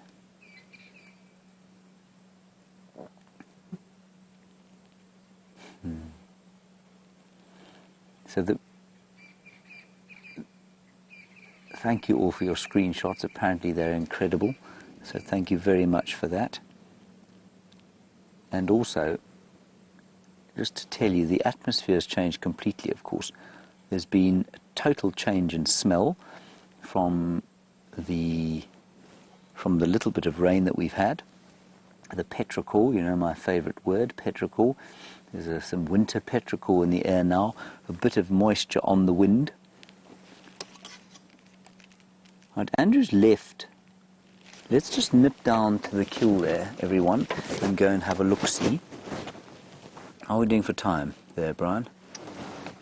Okay, we're going to be here only 15 more minutes, everyone, so I'm just going to sneak down towards where the kill is.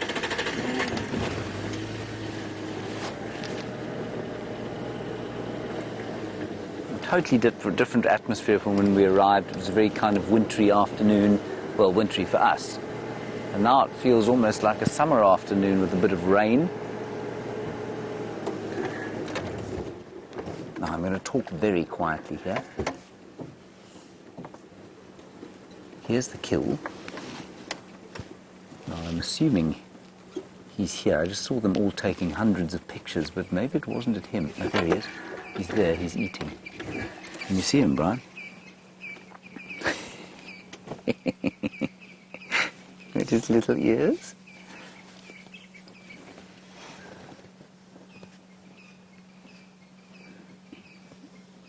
I'm so pleased that he's brave enough to be doing this while we're here. Oh, look. Hello.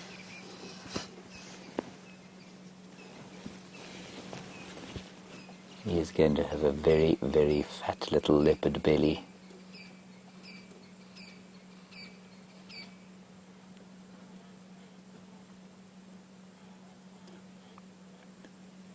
And she's utterly, utterly unconcerned. I mean, the mother.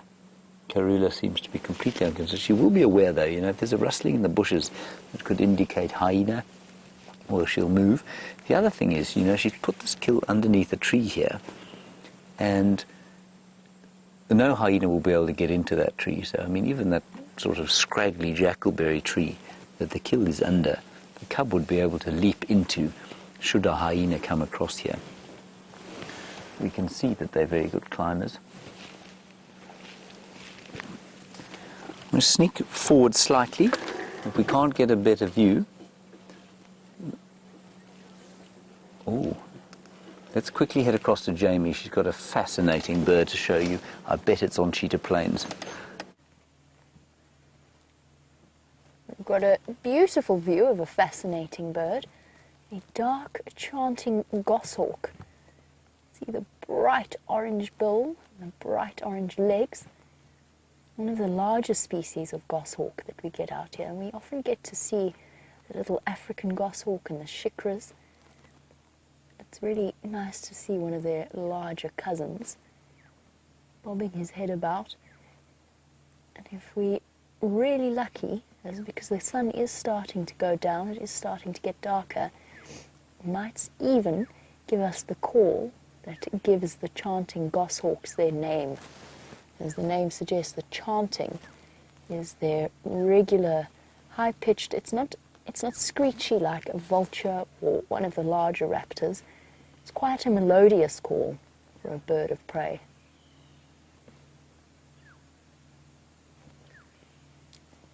Goshawks, their name comes from the family that were very often trained as bird hunters by people. So humans, particularly towards the Middle Eastern areas, training up members of the accipiter family to hunt the various bird species. These, of course, the ones that we see, are completely wild, and the only thing that they might form a relationship with out here, apart from each other, is the honey badgers. Not uncommon for goshawks to follow foraging honey badgers around. And as I've said that, I'm just double checking for one. That'd be highly, highly unlikely. You never know, though. A dark chanting goshawk, that wonderful grey colour, and as its name suggests, darker than the pale chanting goshawk, because ornithologists often have a very imaginative way of naming things. Black-headed oriole, which has got a black head, grey-headed bushrat because it's got a grey head. I suppose you might as well go with the most identifying features of that particular bird. Make sure you can tell the difference between them. We didn't want to take you too long from... No, let's try that whole sentence again. We didn't want to take you away from those cubs for too long. We're still on our way to the open area, so while we head there, back to James and Karula's wonderful cubs. So we moved round and we came to the other side. He looked at us briefly and then he started to continue to pig out on this impala. He's having a wonderful supper, this young fellow. And so you can see completely weaned now. They are 4 months old. They may still try a little bit to suckle, but I think they're pretty much weaned by now. So special and lucky we are to see this lot. The sun is about to go down, everyone, so yeah, probably another 5 minutes here, and then we'll press on and see what we can find. Creatures of the night. No update on the hyenas at this stage, I'm afraid. Bryan and I tried to find them yesterday, failed. We're going to put Herbert onto it tomorrow. He, of course, managed to find these leopards this morning. I think we may have driven past them by mistake eventually, but he managed to track them down here. And quite voracious eating there, isn't it?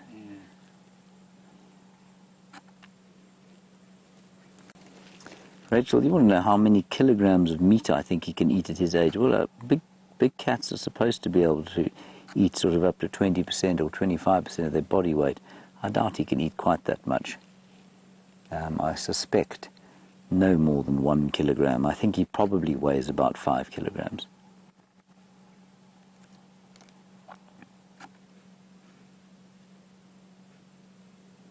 So yeah, I don't think much more than that.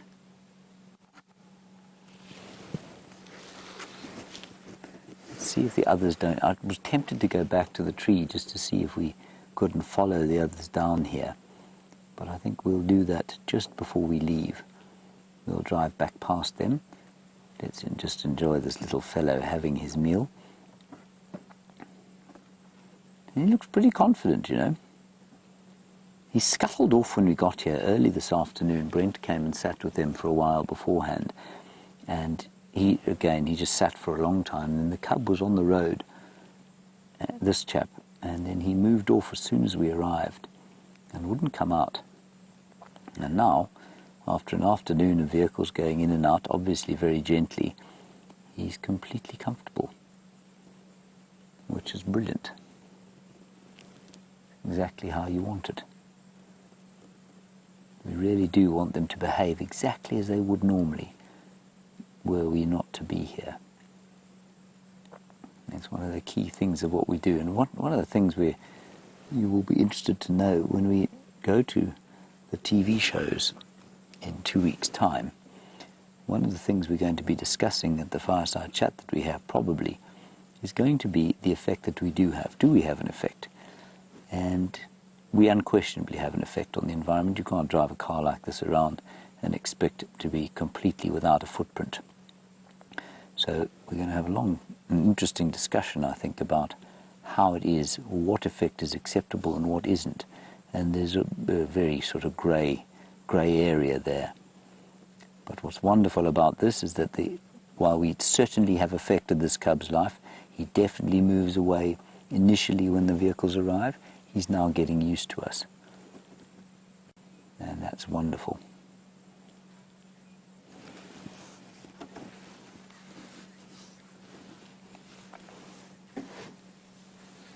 Sarah, you want to know if these cubbies are old enough to know whether to be on the lookout while they're eating for other predators.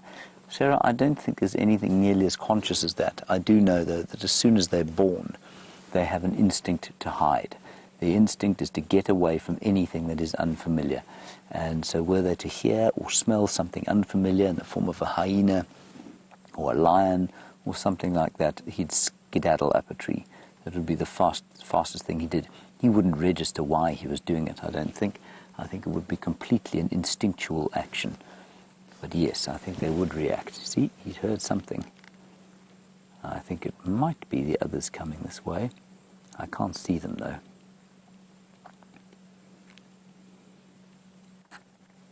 Okay, I can see the sun about to touch the horizon. We're going to go and have one more look at the others, and then we're going to move on from here, everyone. Wonderful sighting we've had. Very lucky we are. I'm speaking like Yoda. I don't know why.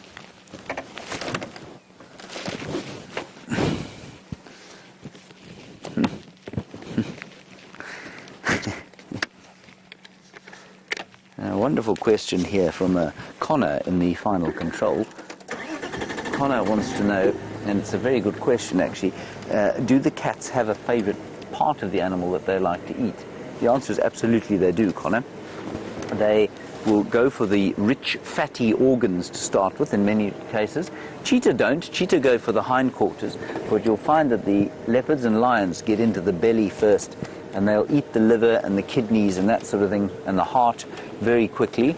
They'll leave the stomach lining for last, but they will eat that eventually. But then they'll go on to this kind of what we would consider prime cut.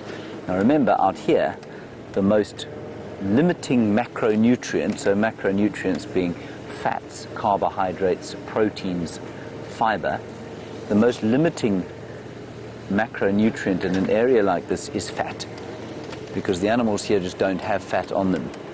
Unlike a sort of domestic cow that's been fed on grain and they get that big fat, thick layer of fat on the meat, no African animal out here naturally has that. And so the organs are basically where they'll get the fat, or unless you're a hyena.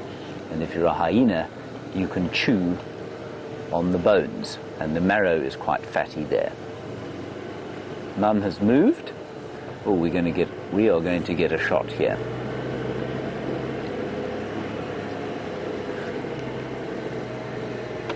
Oh, is the tree going to be in the way? Is it all right? Look at that. Is that right, Bryan? That is too spectacular. Oh, wow.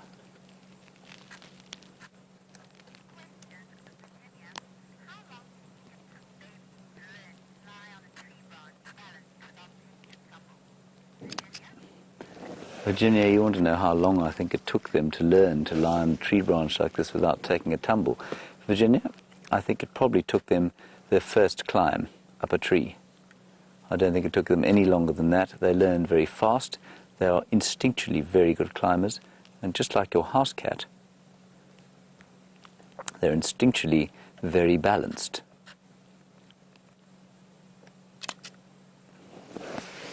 What a fantastic, fantastic view that is.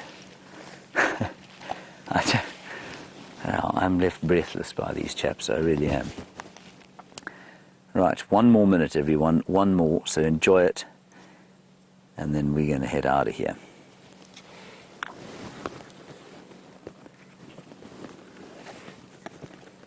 I'll just take a quick picular. Oh, it's going to be a good picular, Bryan. An epic. An epicular. An epicular, yeah, exactly. Except I moved the camera. There we go. Are you also taking a picular, Bryan? No, just a regular photo. Okay. Shame.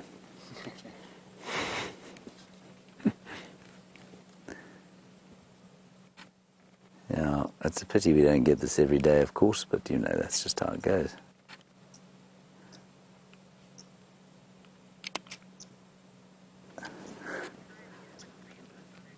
And it is wonderful the way Karula's kind of draped a protective hand over her cub.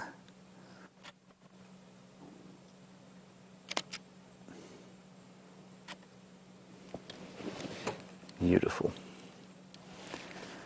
Oh, Bryan, everything is right with the world.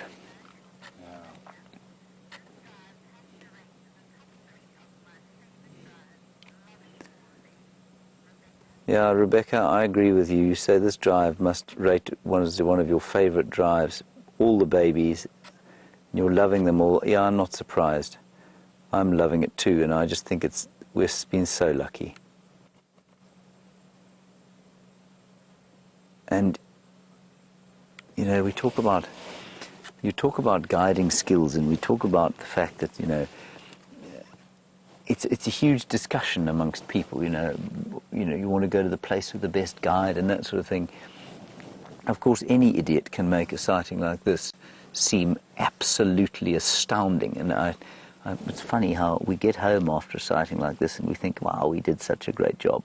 When in actual fact, the creatures doing the great job at the moment are these magnificent cats in whose presence we are so privileged to spend this amount of time.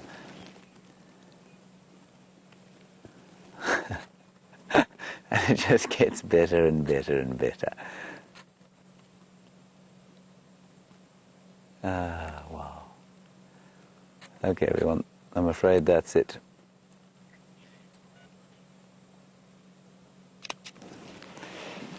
Okay. Whew. Do we have to go? I think we have to go, Brian.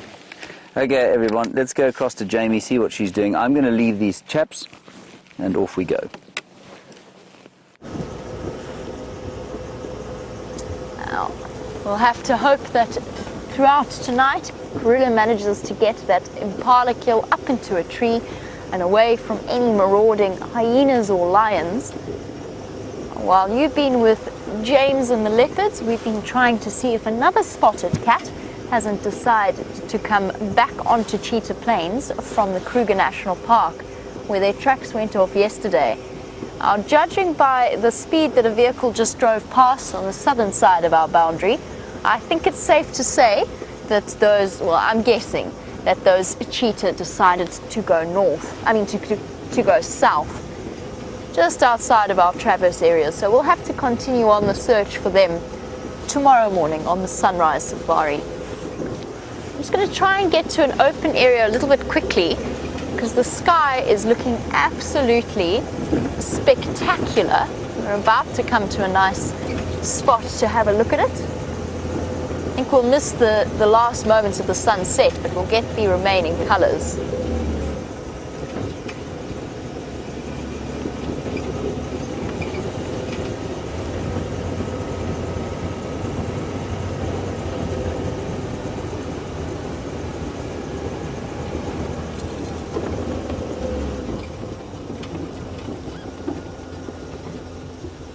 There we go.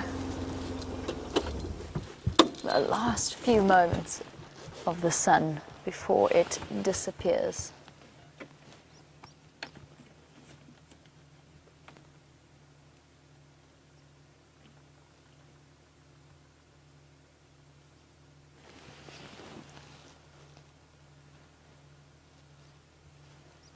Beautiful.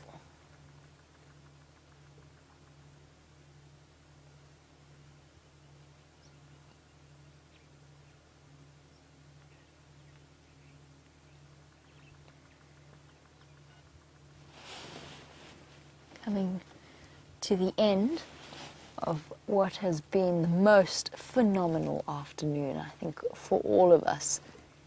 The first sighting of the Styx cub, and of course all of that time spent with Karula. I'm going to go forward a bit because I think we found another one of our characters. Oh, no, I'm not.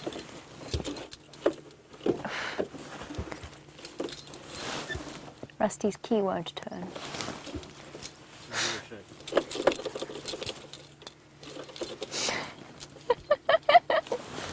We're on the Kruger National Park boundary. I mean, not on the boundary, we're on the road, we're allowed to be on the boundary, but we are basically as far west, okay, let's try that, as we can get.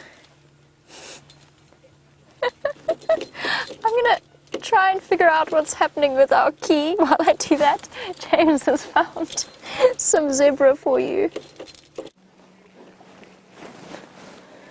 That is so deeply unfair. Of all the people to have a bum car, and two in a row, Jamie's the last one who deserves it.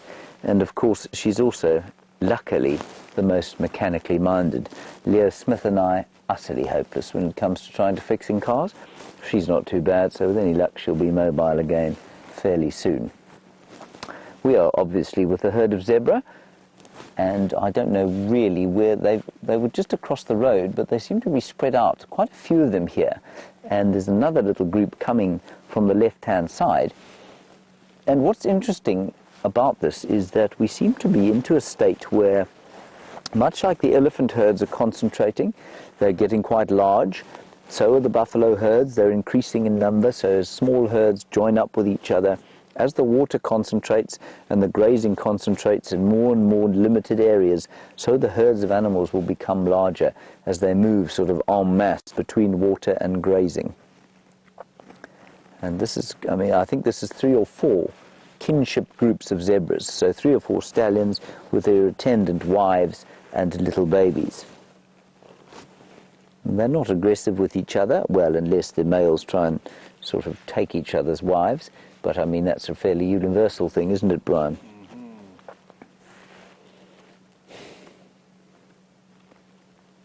And there really doesn't look like a great deal of nutritious and delicious grasses to be eating here. We're probably only about 400 meters or a quarter of a mile from where Karula is. We're obviously not going to go back in that direction. But these zebra will start to smell carcass on the air fairly soon, I'd imagine, so they'll probably avoid that area.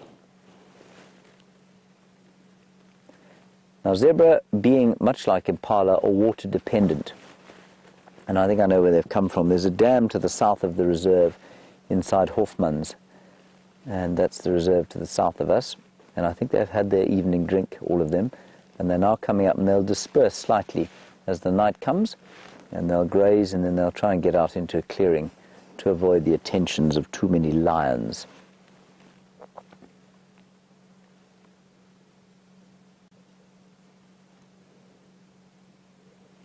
Very nice indeed. It's going to be difficult to top that sighting this afternoon, don't you think, Bryan? Yeah, very much so. The zebra haven't quite done it. They're not bad. No, definitely not. Not bad, but they're not quite the leopards in the tree. Right, let's move on. I want to go just across to the western edge. We did go into Arathusa, as you know. We didn't find anything there. There were no reports of anything there. So we're going to go to the western end of Djuma and just check. Tingana wasn't too far from the south from the southern border.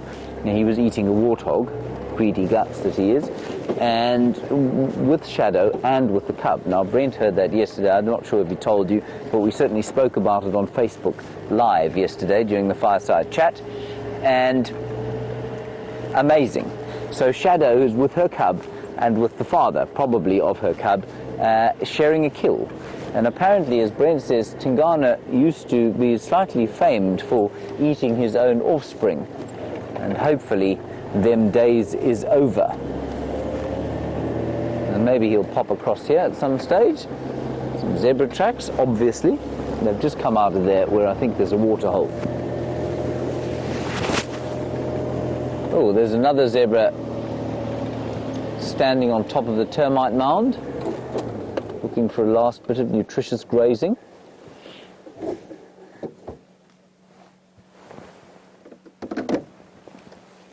That's quite a nice picture. Jesse, very nice question as we go towards the winter time, and clearly the grazing is very poor.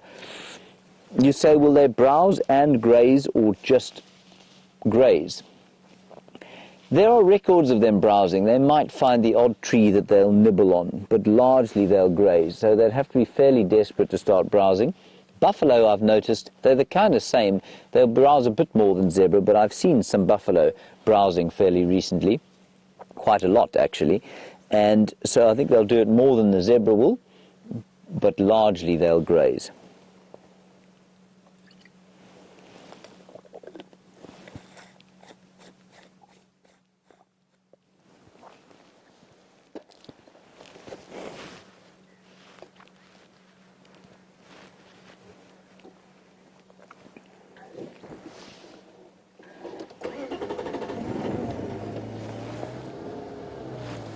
Sean, I'm going to ask you for your question again. I'm not sure that I heard it correctly.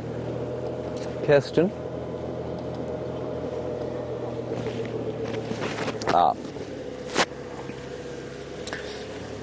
Sean, you want to know why the zebra and wildebeest are always moving when we see them? Are they? Are they not sometimes lying down or sometimes having a graze? They'll move continuously while they graze, always from area to area, you know, trying to get to the freshest, best grass. And then in the night time, they definitely stop moving. They'll go into clearings, and we often find a herd of wildebeest and zebra sort of lying down in the clearings, one or two standing guard over the place and just checking that everything's okay. So they do stop moving, but they will, of course, as we go into the middle of winter and it gets drier and drier, they will be moving to the water, down to the water and back up again towards grazing land. So I guess maybe towards the middle of winter we might see them moving more than we would normally, simply because they have to have water. The drier the food gets, of course, the more the water they have to have. It rained here, didn't it, Bryan? It smells fantastic. It smells wonderful.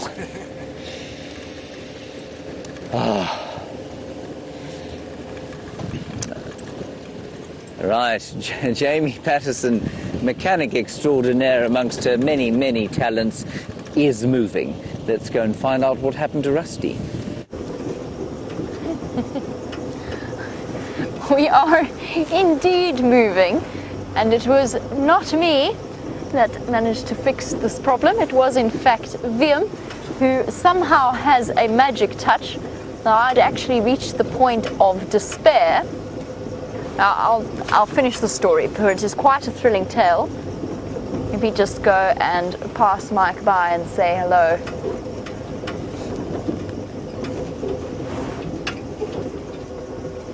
How's it? How are you? Good, thanks. Hi, guys. Nothing to report from our side. We're going to start heading for home before this car stops working again. Yeah. Touch and go. Yeah, you know how it goes. Safe trip home. Thanks very much. You get this. All right. So do we. Thanks. Okay. Cheers, guys. Mike, one of the guides from Cheetah Plains. So let me tell you. So I tried to turn the key, and Wium gave me some advice, which included kicking the car with my knee. That didn't work. Nor did anything else I tried. But I got, just in the vague hope that something magical would happen, I got Wium to sit in and try it, and he got it working, which I have to tell you only serves to reinforce my theory that Wium is in fact either a Mensa genius or in fact a secret agent. I've been thinking about this for some time, and I think he might actually be a secret agent. And now that it's out in public, I absolutely can't die under suspicious circumstances, even if I have figured it out. What about with protection? You just do like cover. Oh, that's a good point. If you're in witness, so Wium might, third option, Wium might be in witness protection, at which point I have blown his cover. I'll leave you to ponder that as much as I am, because I'm having to give that one some thought as well. What this does mean is that unless something absolutely amazing happens to cross my path, a leopard, perhaps a cheetah, a serval, a wildcat, a caracal, a honeybat, okay, you get the idea. If something relatively unusual happens to stop in my path, then I will stop the vehicle and run the risk of it never starting ever again. If on the other hand it doesn't, I'm going to keep heading in a straight line just to get a little bit closer to home in case that happens again. There's nothing like that sinking feeling in the pit of your stomach when something goes wrong and you just know it's gone very wrong. I will say now that this ignition system, I'm so glad that the mechanics left yesterday and went on back to Pretoria. We were thinking about hot wiring the car as well. I think both of us can hotwire Land Rovers, so we would have had that solution at least. Anybody can hotwire like that. Liam says, Well, anybody can hotwire a Land Rover. Fair enough. Okay, pay attention to where we're going for a second, sorry. Let's go this way. Take the road less traveled, much greater chance of seeing something.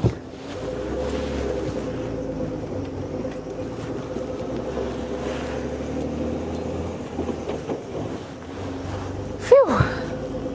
The relief is startling.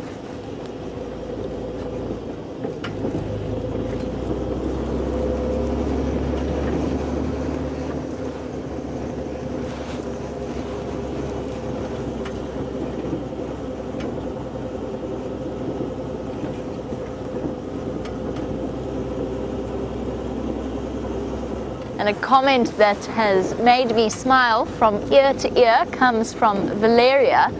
Valeria says that each and every one of our drives brings something different and new, but that today, with all of its cub sightings, has been extra special. And the fantastic thing about it is that we've got so much to look forward to in the future. And we might never know exactly when it's going to come and when Karula's going to wander onto our property, or when the Nkahuma lioness is going to show that brand new set of cubs. But it's just so comforting, not even comforting is the wrong word, it is just so exciting to know that we have so much more to look forward to and so many more moments like this. And I think that's what, I think it makes SafariLIVE, it's the magic of SafariLIVE, is the fact that you're watching it as it happens, as everything unfolds. You're getting to see leopard cubs climb up marula trees, and you know that it's happening right there, right here, in the middle of South Africa. It's an absolute pleasure. And I must say, I'm going to go home grinning from ear to ear, because I've been extra specially lucky, because I've had leopard cubs and lion cubs today. And I'm feeling very, very spoilt.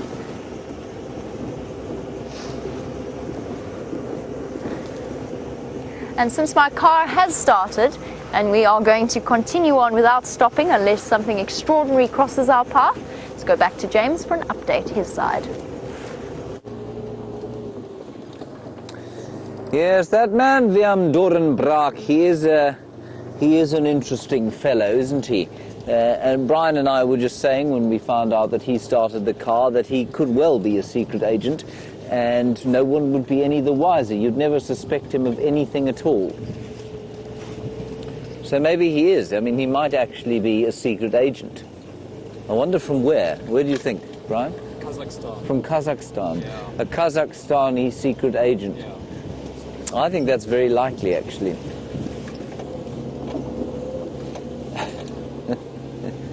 Right. We've come onto the western fringes of this reserve. I know I've done, you know what, I've done exactly what I'm about to do now 100 times.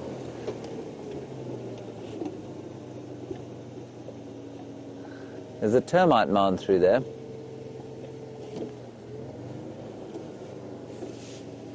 Hang on. Hang on. No ways.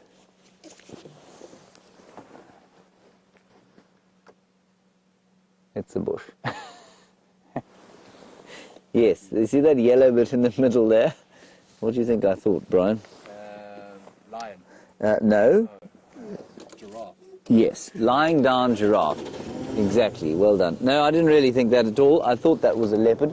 I know that I've looked at that bush probably 30 times going past here. I've probably stopped every time, taken the binoculars out and had a look. Anyway, we've been so blessed with cats lately, none of which I've had to track. They've just kind of appeared in front of us. Herbert, of course, had to track Karula this morning.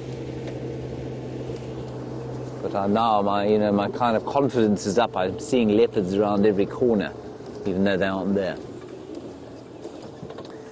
Bryan, do you think this is beyond my muscle power? Never. Yeah, good question. Tony, you want to know how my skeleton puppet is coming along. For those of you who don't know, what Tony's talking about, yesterday we collected the nyala that was killed by Tingana and then eaten by the two Birmingham boys. And Tony, you want to know how he's coming along? Well, we put him... No, I'm afraid I think this is beyond even me, Brian. Yes, it's not very light at all, Brian. Yeah, I can't move it.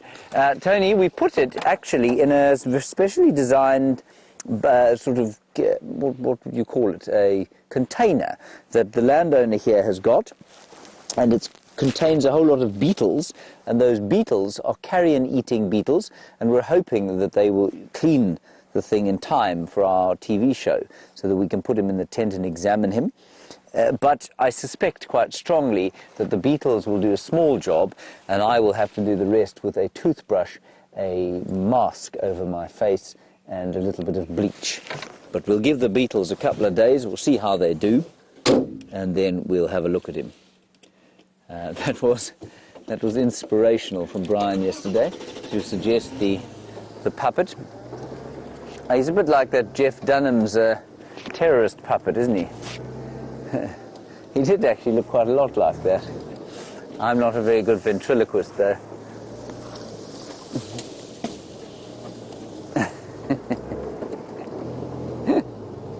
Right, we're coming into the clearings. We'll just see if there's anything going on there. Perhaps the odd lapwing having a sundowner. Get my spotlight out. I must confess, I have a distressingly poor spotlight technique, and I was watching Yanni and, well, not Joffers the other day. We had someone in for interview, everyone, called Yanni, and Yanni just turned on her spotlight and she started spotting away, and when she turned to the camera, she remained spotting away. It was brilliant. I, of course, can't do it. Spotlight goes all over the place. Now, the birds, the very last birds of the day will be what you can hear there.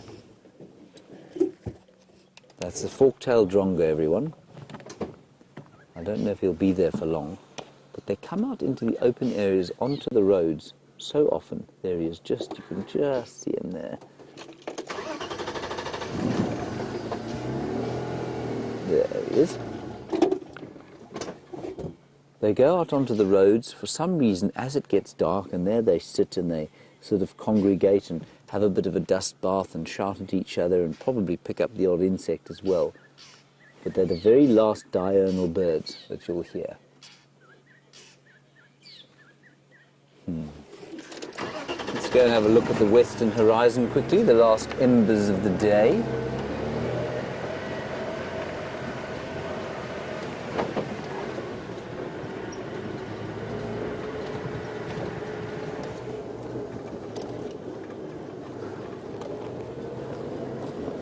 Sure really what I'm hoping to find around here, except maybe evidence of the Nkuhuma pride. I'm not sure where they are at the moment.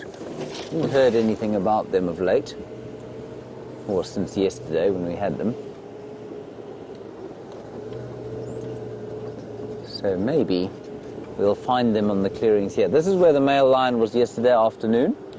He is definitely not here now, and I think they've got 2 male lions on Torchwood at the moment. So that's where 2 of the Birminghams will be. I'm not sure where the other 2 are, but maybe they'll be around here. So we'll just check the western boundary. So we're now on the western boundary, basically, of Djuma. There's a little bit of space towards the west. That's the Triple M break, we call it, and that separates us from Arathusa. But it's a bumpy road, so we'll drive up this and pretend it's the far west. Just looking at some tracks, I thought they were lion, but I think a large hyena.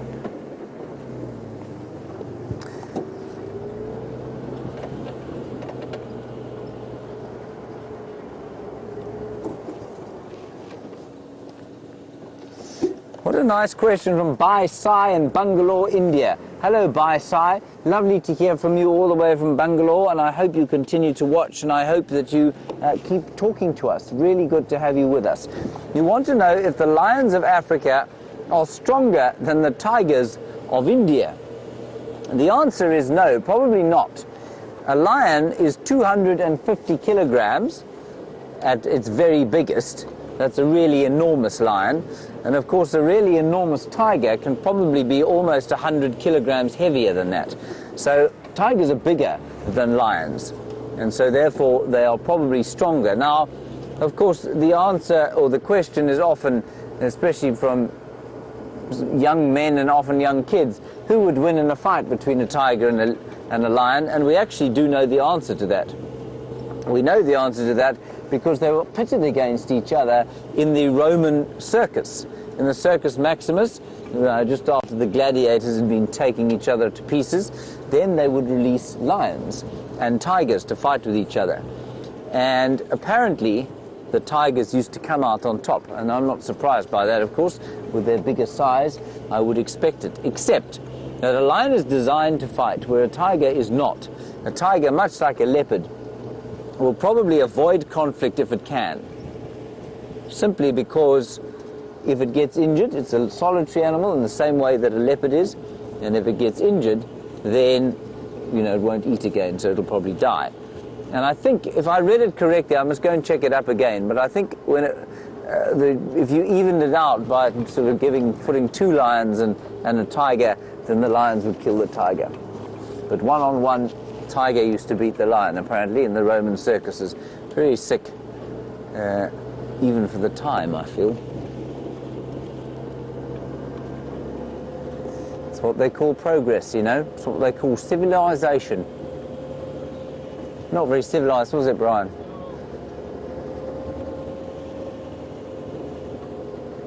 So we'll just keep easing our way up the western fringes here. Let's see if there isn't anything nocturnal to spot into that time of the evening when tracking becomes totally impossible and you start hoping fervently for something, creature of the night, to appear on the road so that you can stop waffling about nothing. Not so, Bryan? Yeah, this is true. This is true, yes. Let the waffle begin. No, let the waffle not begin ever. Let us find a chameleon. Yes. Or a bush baby. Or a civet, which I've yet to see here. Although their tracks are all over the road all the time. Well, Aaron, you say now for a civet or a genet. Well, I'd love to see a civet or a genet here. I've seen a few genets, and for those of you who don't know, a civet or a genet belong to the family Viveridae, which you probably won't have heard of, but basically they're quite closely related to the mongoose, although they look a bit cat-like. And they are nocturnal creatures that we see civet tracks all over the road every single morning, but genet tracks or genets we see quite frequently climbing in the trees. And Aaron, you say you'd like to see a brown hyena. I'd love to see a brown hyena too, Aaron. Well, let us put it out there into the universe. Maybe we'll be lucky. Of course, one brown hyena was seen here on SafariLIVE. I think Peter Pretorius saw one some time back. I think almost 7 years ago, if I'm not mistaken. So brown hyenas are unusual in the Kruger, not very common, but they are around.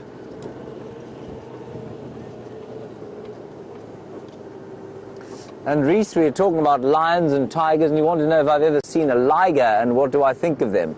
Well, I don't know any personally, Reese. I've never seen one. And of course they don't occur naturally in the wild.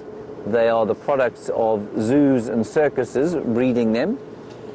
The interesting thing I will tell you about them is that apparently they are imminently trainable. They tend to be a lot more docile than either lions or tigers, and I know that once because I spent some time with a big cat trainer who trained big cats for movies, and he said that a liger, many of the lions that you see in films, like he did that film called Ace Ventura, Pet Detective, and there were lionesses in that film. Those were not lionesses, apparently they were ligers, just kind of dolled up a bit and their sort of faint stripes hidden. But a liger is much like a mule in that it's pretty much always infertile. And what's interesting is that I had this discussion a little while back, something along the same lines. And I said, you know, of course, because mules are totally infertile. And quick as a flash, a viewer sent through an article of a very, very rare occurrence where a mule, I think, mated with a horse or a donkey and produced another little mule. And that's apparently almost unheard of. So I imagine it's probably the same with a liger. I'm not sure that it's a great idea, Reese. You know, I mean, is there any conservation value in breeding the two species together? Almost certainly not. Are we just breeding animals exotically for captivity? Yes, almost certainly. Are they comfortable in captivity? Well, that's the big debate. You know that a lion, unless it has to move, will normally not move. It will just sit and eat its buffalo and sleep. And so if the buffalo happened to keep dying at its feet all the time, would it want to move? I don't know. But I can't see any reason to be breeding two different species together that wouldn't do it naturally in the wild. So that's what I reckon on that score. Apparently you can also, or leopards and lions can mate together as well to produce a, what do they call it? I've forgotten what it's called, but apparently that will also produce an offspring sometimes, because they're all from the same genus. Now, it's very much, to me, Reese, in the same kind of vein as breeding white tigers, for example. So, no, I read today that no, there has never been, what are those? What on earth are those? Jackals with a baby. You're absolutely right. There, right in front of us and running towards us. Black-backed jackals. No, side-striped jackals. Fantastic. I just saw the eyes flying. Well, not flying. Tails up. Something is up there, obviously a little bit upset about something. Let me move forward. There's another one through here. That's brilliant, everybody. Jamie found them here the other day. There we go. They're in there.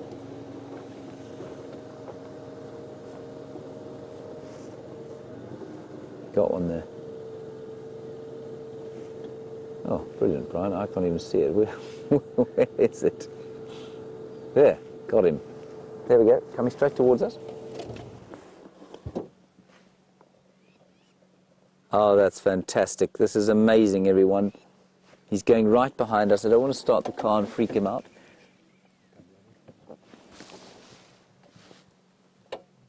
So it's probably a pair with a youngster, except that the tail is so out like that. That's a sign of alarm.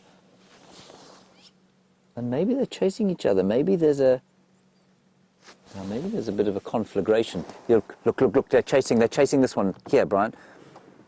On the right-hand side, they've gone running off through there with their tails fluffed out. There we go. Here we go. This is unbelievable.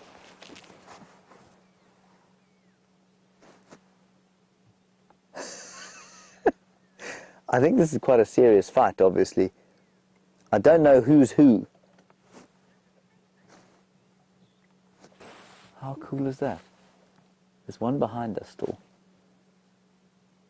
I'm going to just keep looking in there, see if they don't emerge. See if we can hear them.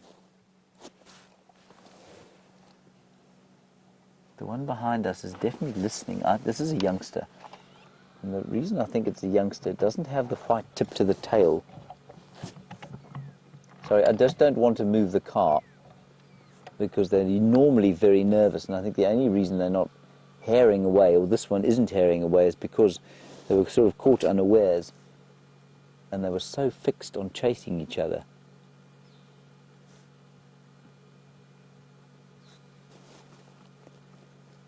So a jackal, everybody, but like a fox, I suppose.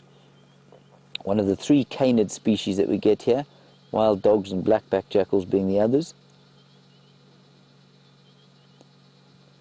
Oh, how very, very special.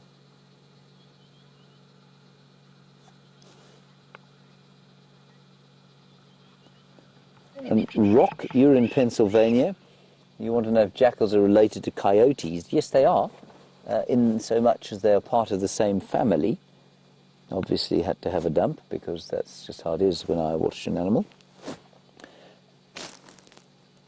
But they wouldn't be able to interbreed, I don't think. I think they're much more closely related to wolves. This is too spectacular there. Well, he's obviously spotted or heard the other two. There we go. Something's going on up there. Should we go forward, Brian? Let's see if we can... Oh, there, I can see the other two there. I can see their eyes shining. They've gone to ground.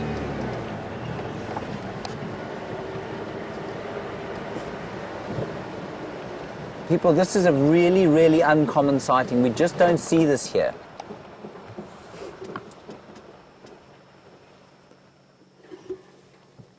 See the tail stuck out, fluffed up. And is it about to mate? This is fascinating. I've spent so little time around them that I don't know what this behavior is. That's definitely marking.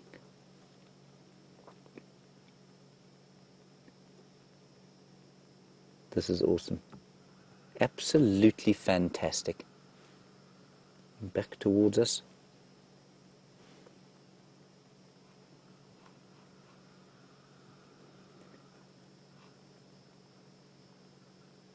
See how these two have got, I think, a slightly whiter tip to the tail.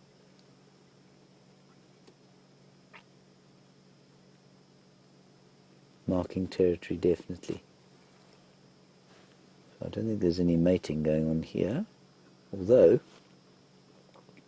and almost impossible to tell which is male and which is female, of course, because they're almost identical in size, and they're very fluffy, of course, around the undercarriage, so it's, as you can get a very clear view behind the tail, you won't know whether they're male or female.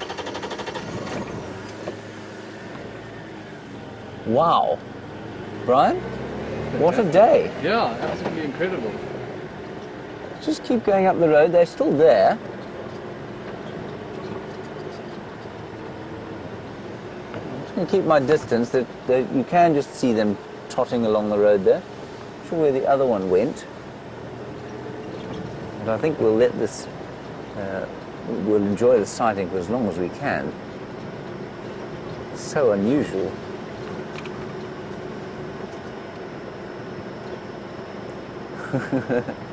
And Valeria, you're absolutely right. You said just when you think we're going to wind down, suddenly we have another spectacular sighting, and in this case, the side-striped jackal. Just up ahead here, Brian, I think I can see them where the spotlight is.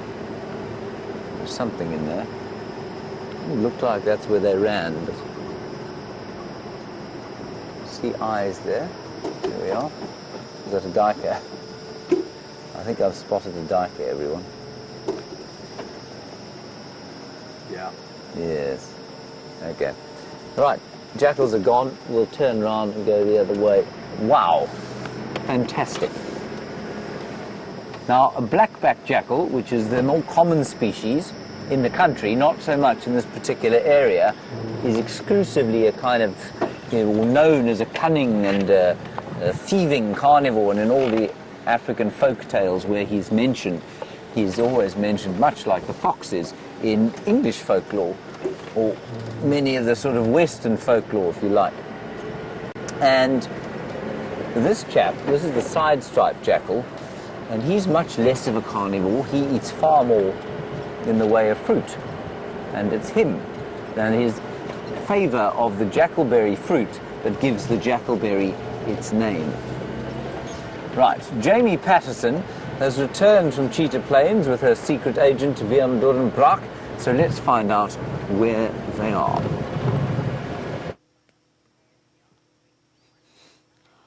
We couldn't possibly tell you where we are. Wium, as a secret agent, likes to keep his location very much secret. I can tell you, however, that we have an extraordinary view.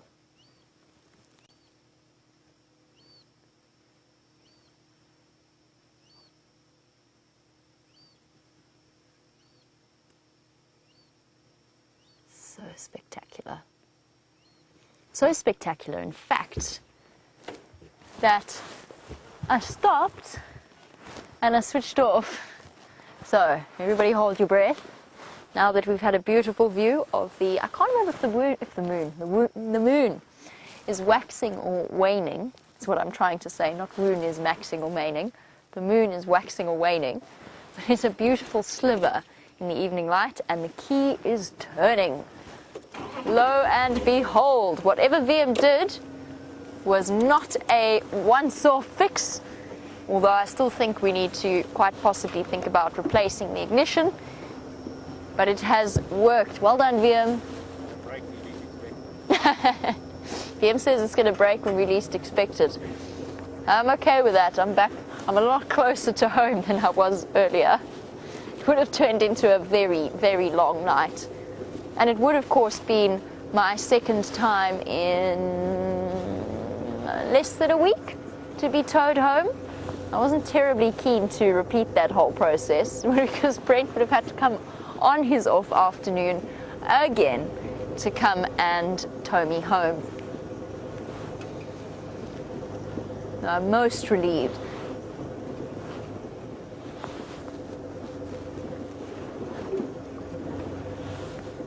I'm with you, Cat and Tampa. You said the only thing that could top this day off would be an aardvark sighting. I completely agree with you.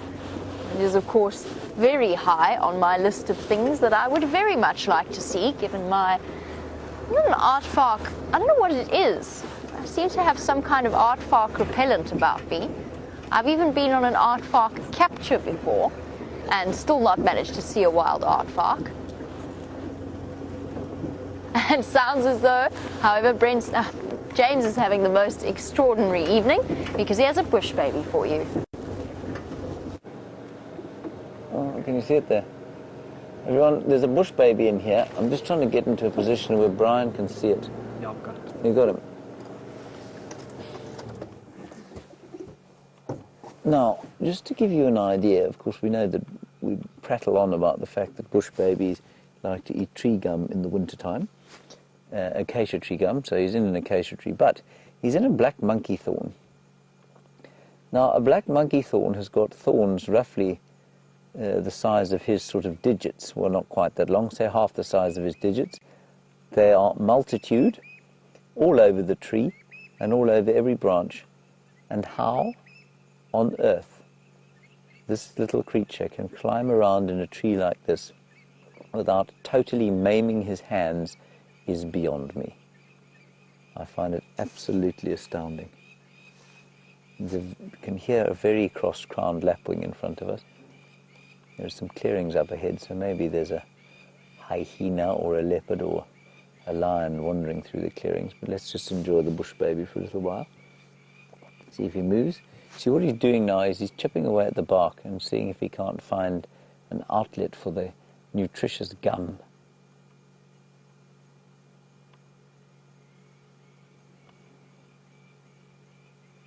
Tiny little fellow.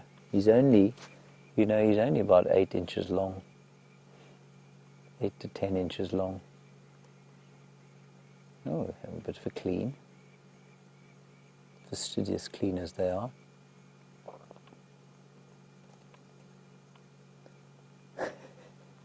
And a scratch.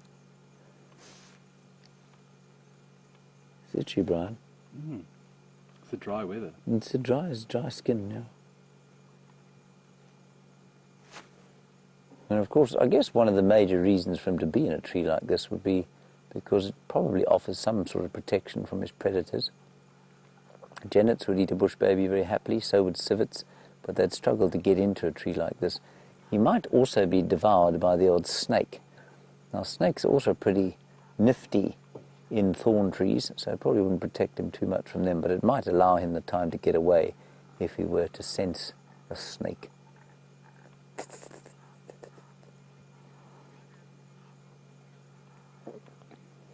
And Donna, you want to know if there are any snakes out here? Yes, there are, but of course we're now going into the chillier part of the year. Snakies don't like chilly weather, and so most of them will be estivating. It's also very dry, so there's not... Oh, there we go. Oh, it's so cool to see them move.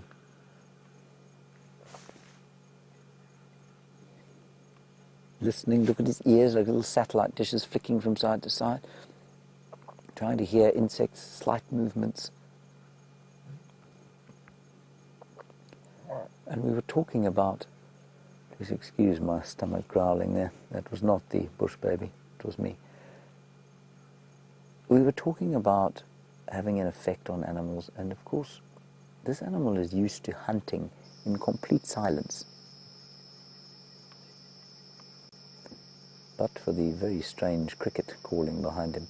And so even, I imagine, my voice, quiet as it is, will affect his ability to hear things that he might want to eat. Now, I don't think that's going to make a huge difference to his life, but I think it's well that we're cognizant of these things.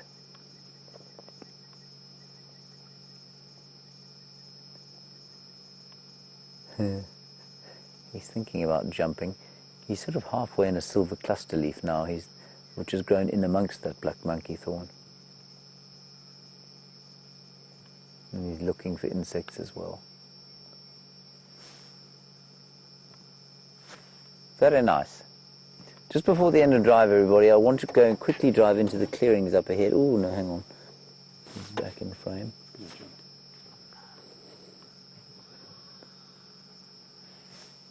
Straight into a thorny black monkey thorn.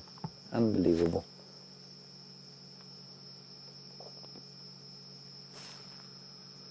Let's just go ahead into the clearings. Those birds wouldn't have been alarm calling at nothing, so let's just go and look quickly.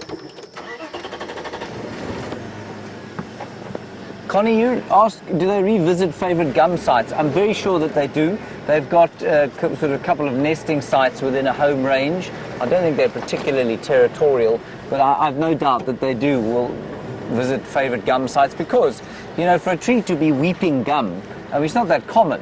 And so, you know, there'll be limited numbers of places where they can get at that very nutritious gum. There's another one in there. I'm not going to stop for it. Now I can see the eyes going, okay, so it's not that I have extraordinary eyes, but because I'm directly behind the spotlight, I can see what you cannot, and Bryan cannot. So if I go, oh look, there's a bush baby, Bryan and you will have no idea what I'm looking at, because only if you're directly behind the beam of the light can you see the eyes actually shining.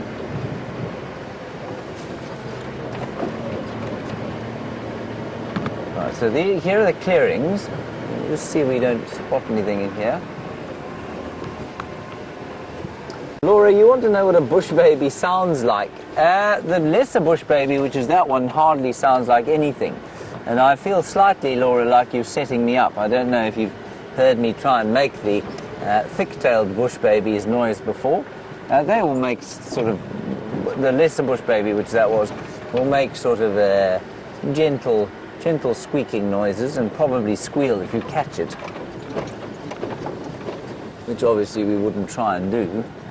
But a thick-tailed bush baby makes a horrendous screaming sound. It sounds like somebody's being sort of attacked viciously when it is just a territorial call. Now, I'm not going to make the call because it's very loud.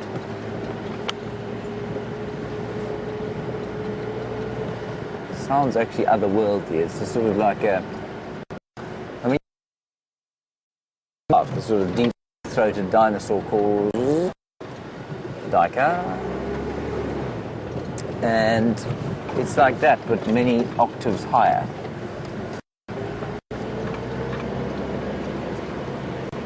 I don't see any.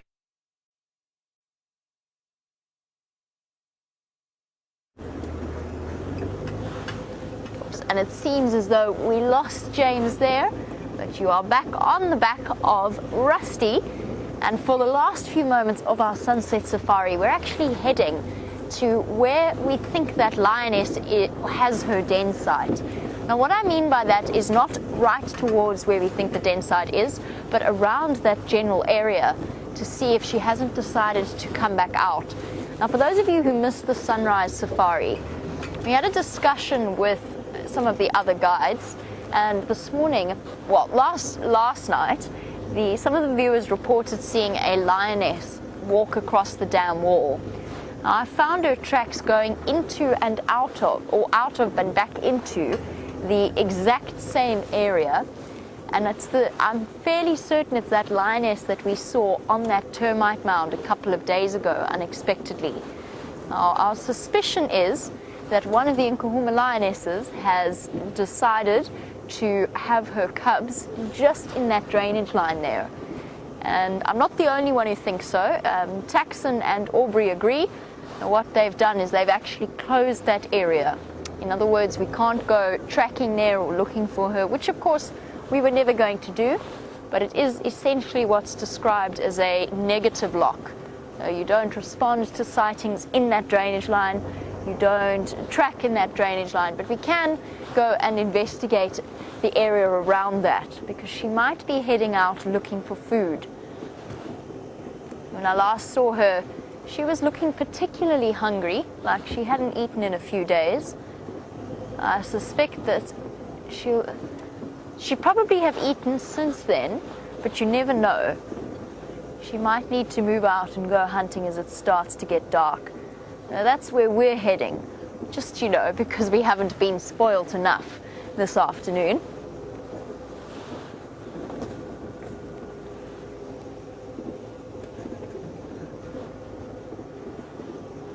Let us go and investigate.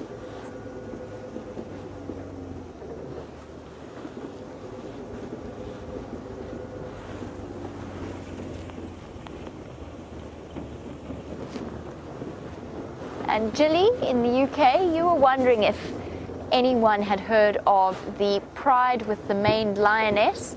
You were saying that you have, as far as you know, they're not in the Kruger National Park area. Now, the maned lioness, who has had several articles about her published, really unusual situation. And it's not even just like a scraggly mane. She's got a proper full mane, like a male lion. It's incredible to see. Now, to the best of my knowledge, she is in Botswana. So she is Botswana based, and you'll probably find that her cubs, there's a good chance that maybe one of her cubs might inherit that very strange genetic abnormality that she has. But we haven't seen them here. As far as I know, I've never heard of it being recorded in the Kruger National Park or the Sabi Sand or any of the surrounding reserves that are open in this area. Let's go through here nice and slowly, just in case she is out. I don't want to interrupt her.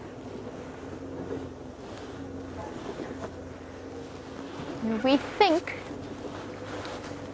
that this lioness is just, or at least her den site, is in the spike thorn thicket in this drainage line. So in here, somewhere that way, very dense in there. But it makes absolute sense, and James said he's also seen her in the last few days coming out of that area. That seems like we really do have something to look forward to.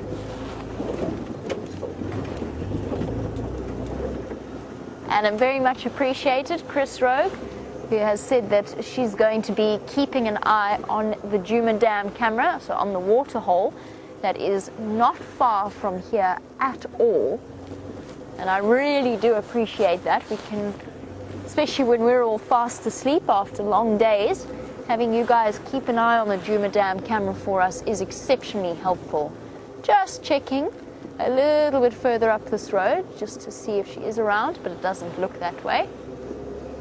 She's probably already headed off to find some food, or else she's lying up in there with her cubs.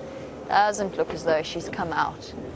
I haven't seen any tracks coming out just yet. But the way that those Nkuhumas move, and because, in fact, it is the only water source in her vicinity, I think that there's a very good chance that you will be seeing that lioness regularly. And then we just have to wait. We have to wait until there comes a time that we can actually view those cubs.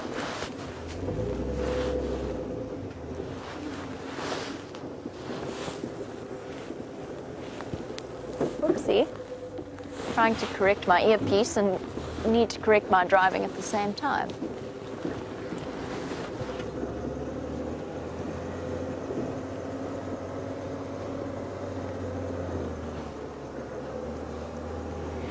And a very warm welcome to Catherine, who is one of our newer viewers, and says that our live drives have taken her by surprise. She never thought that she would be so hooked on something like this. Well, it's wonderful to have you, Catherine, and I'm sure many viewers will attest to the fact that not only will you be hooked for one show, but there's a very good chance that you will become, is not my words, described by other viewers as such, you will become somewhat addicted to our live drives and to the stories of the various animals out here in the Sabi Sand. And on that note, we draw to the end of what has been the most incredible day. I must say a big thank you to Wium for all of his camera work, for all of his mechanical genius, and for doing such a fantastic job at keeping his secret agent identity a secret. Most importantly, thank you to all of you out there, as well as to our very special ladies in Final Control, to Kirsty and Chelsea and Jerry. And we will catch you tomorrow morning for the Sunrise Safari. Have a fantastic day, and bye-bye. There. It's in the middle of the light. There's a bush baby again, everybody, but it's in some thick foliage. So all you're doing is getting a very beautifully, brightly lit view of a silver cluster leaf with a combretum behind it. I think we'll leave this one, don't you, Bryan? You know, we've had a good day. I don't think we need to harass it too much. The wilderness hath blessed us, as opposed to the wilderness has blessed us.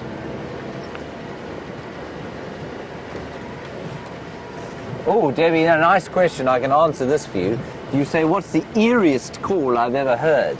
The eeriest call, well, there are two. One is a barn owl, which I'll play for you now, and the other is something called a tree hyrax.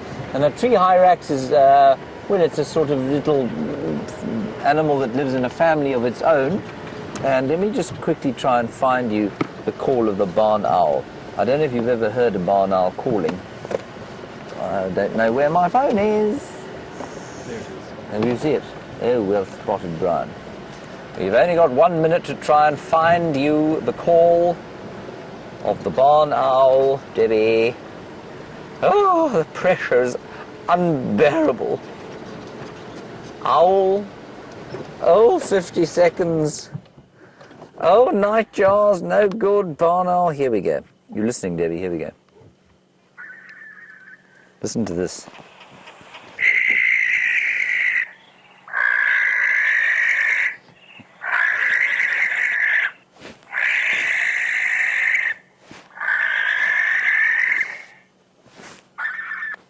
That's enough of that. Horrified. All right, everybody, that's it from us today. Thank you, Bryan. Thank you, Kirsten. And, well, it was Chelsea in Final Control, and, of course, to Jamie Patterson and Wium Durenbrach, the secret agents of Juma. Mostly thank you to you, and, of course, Karula and her cubs. We'll see you tomorrow at 6 a.m. Bye-bye. 6:30.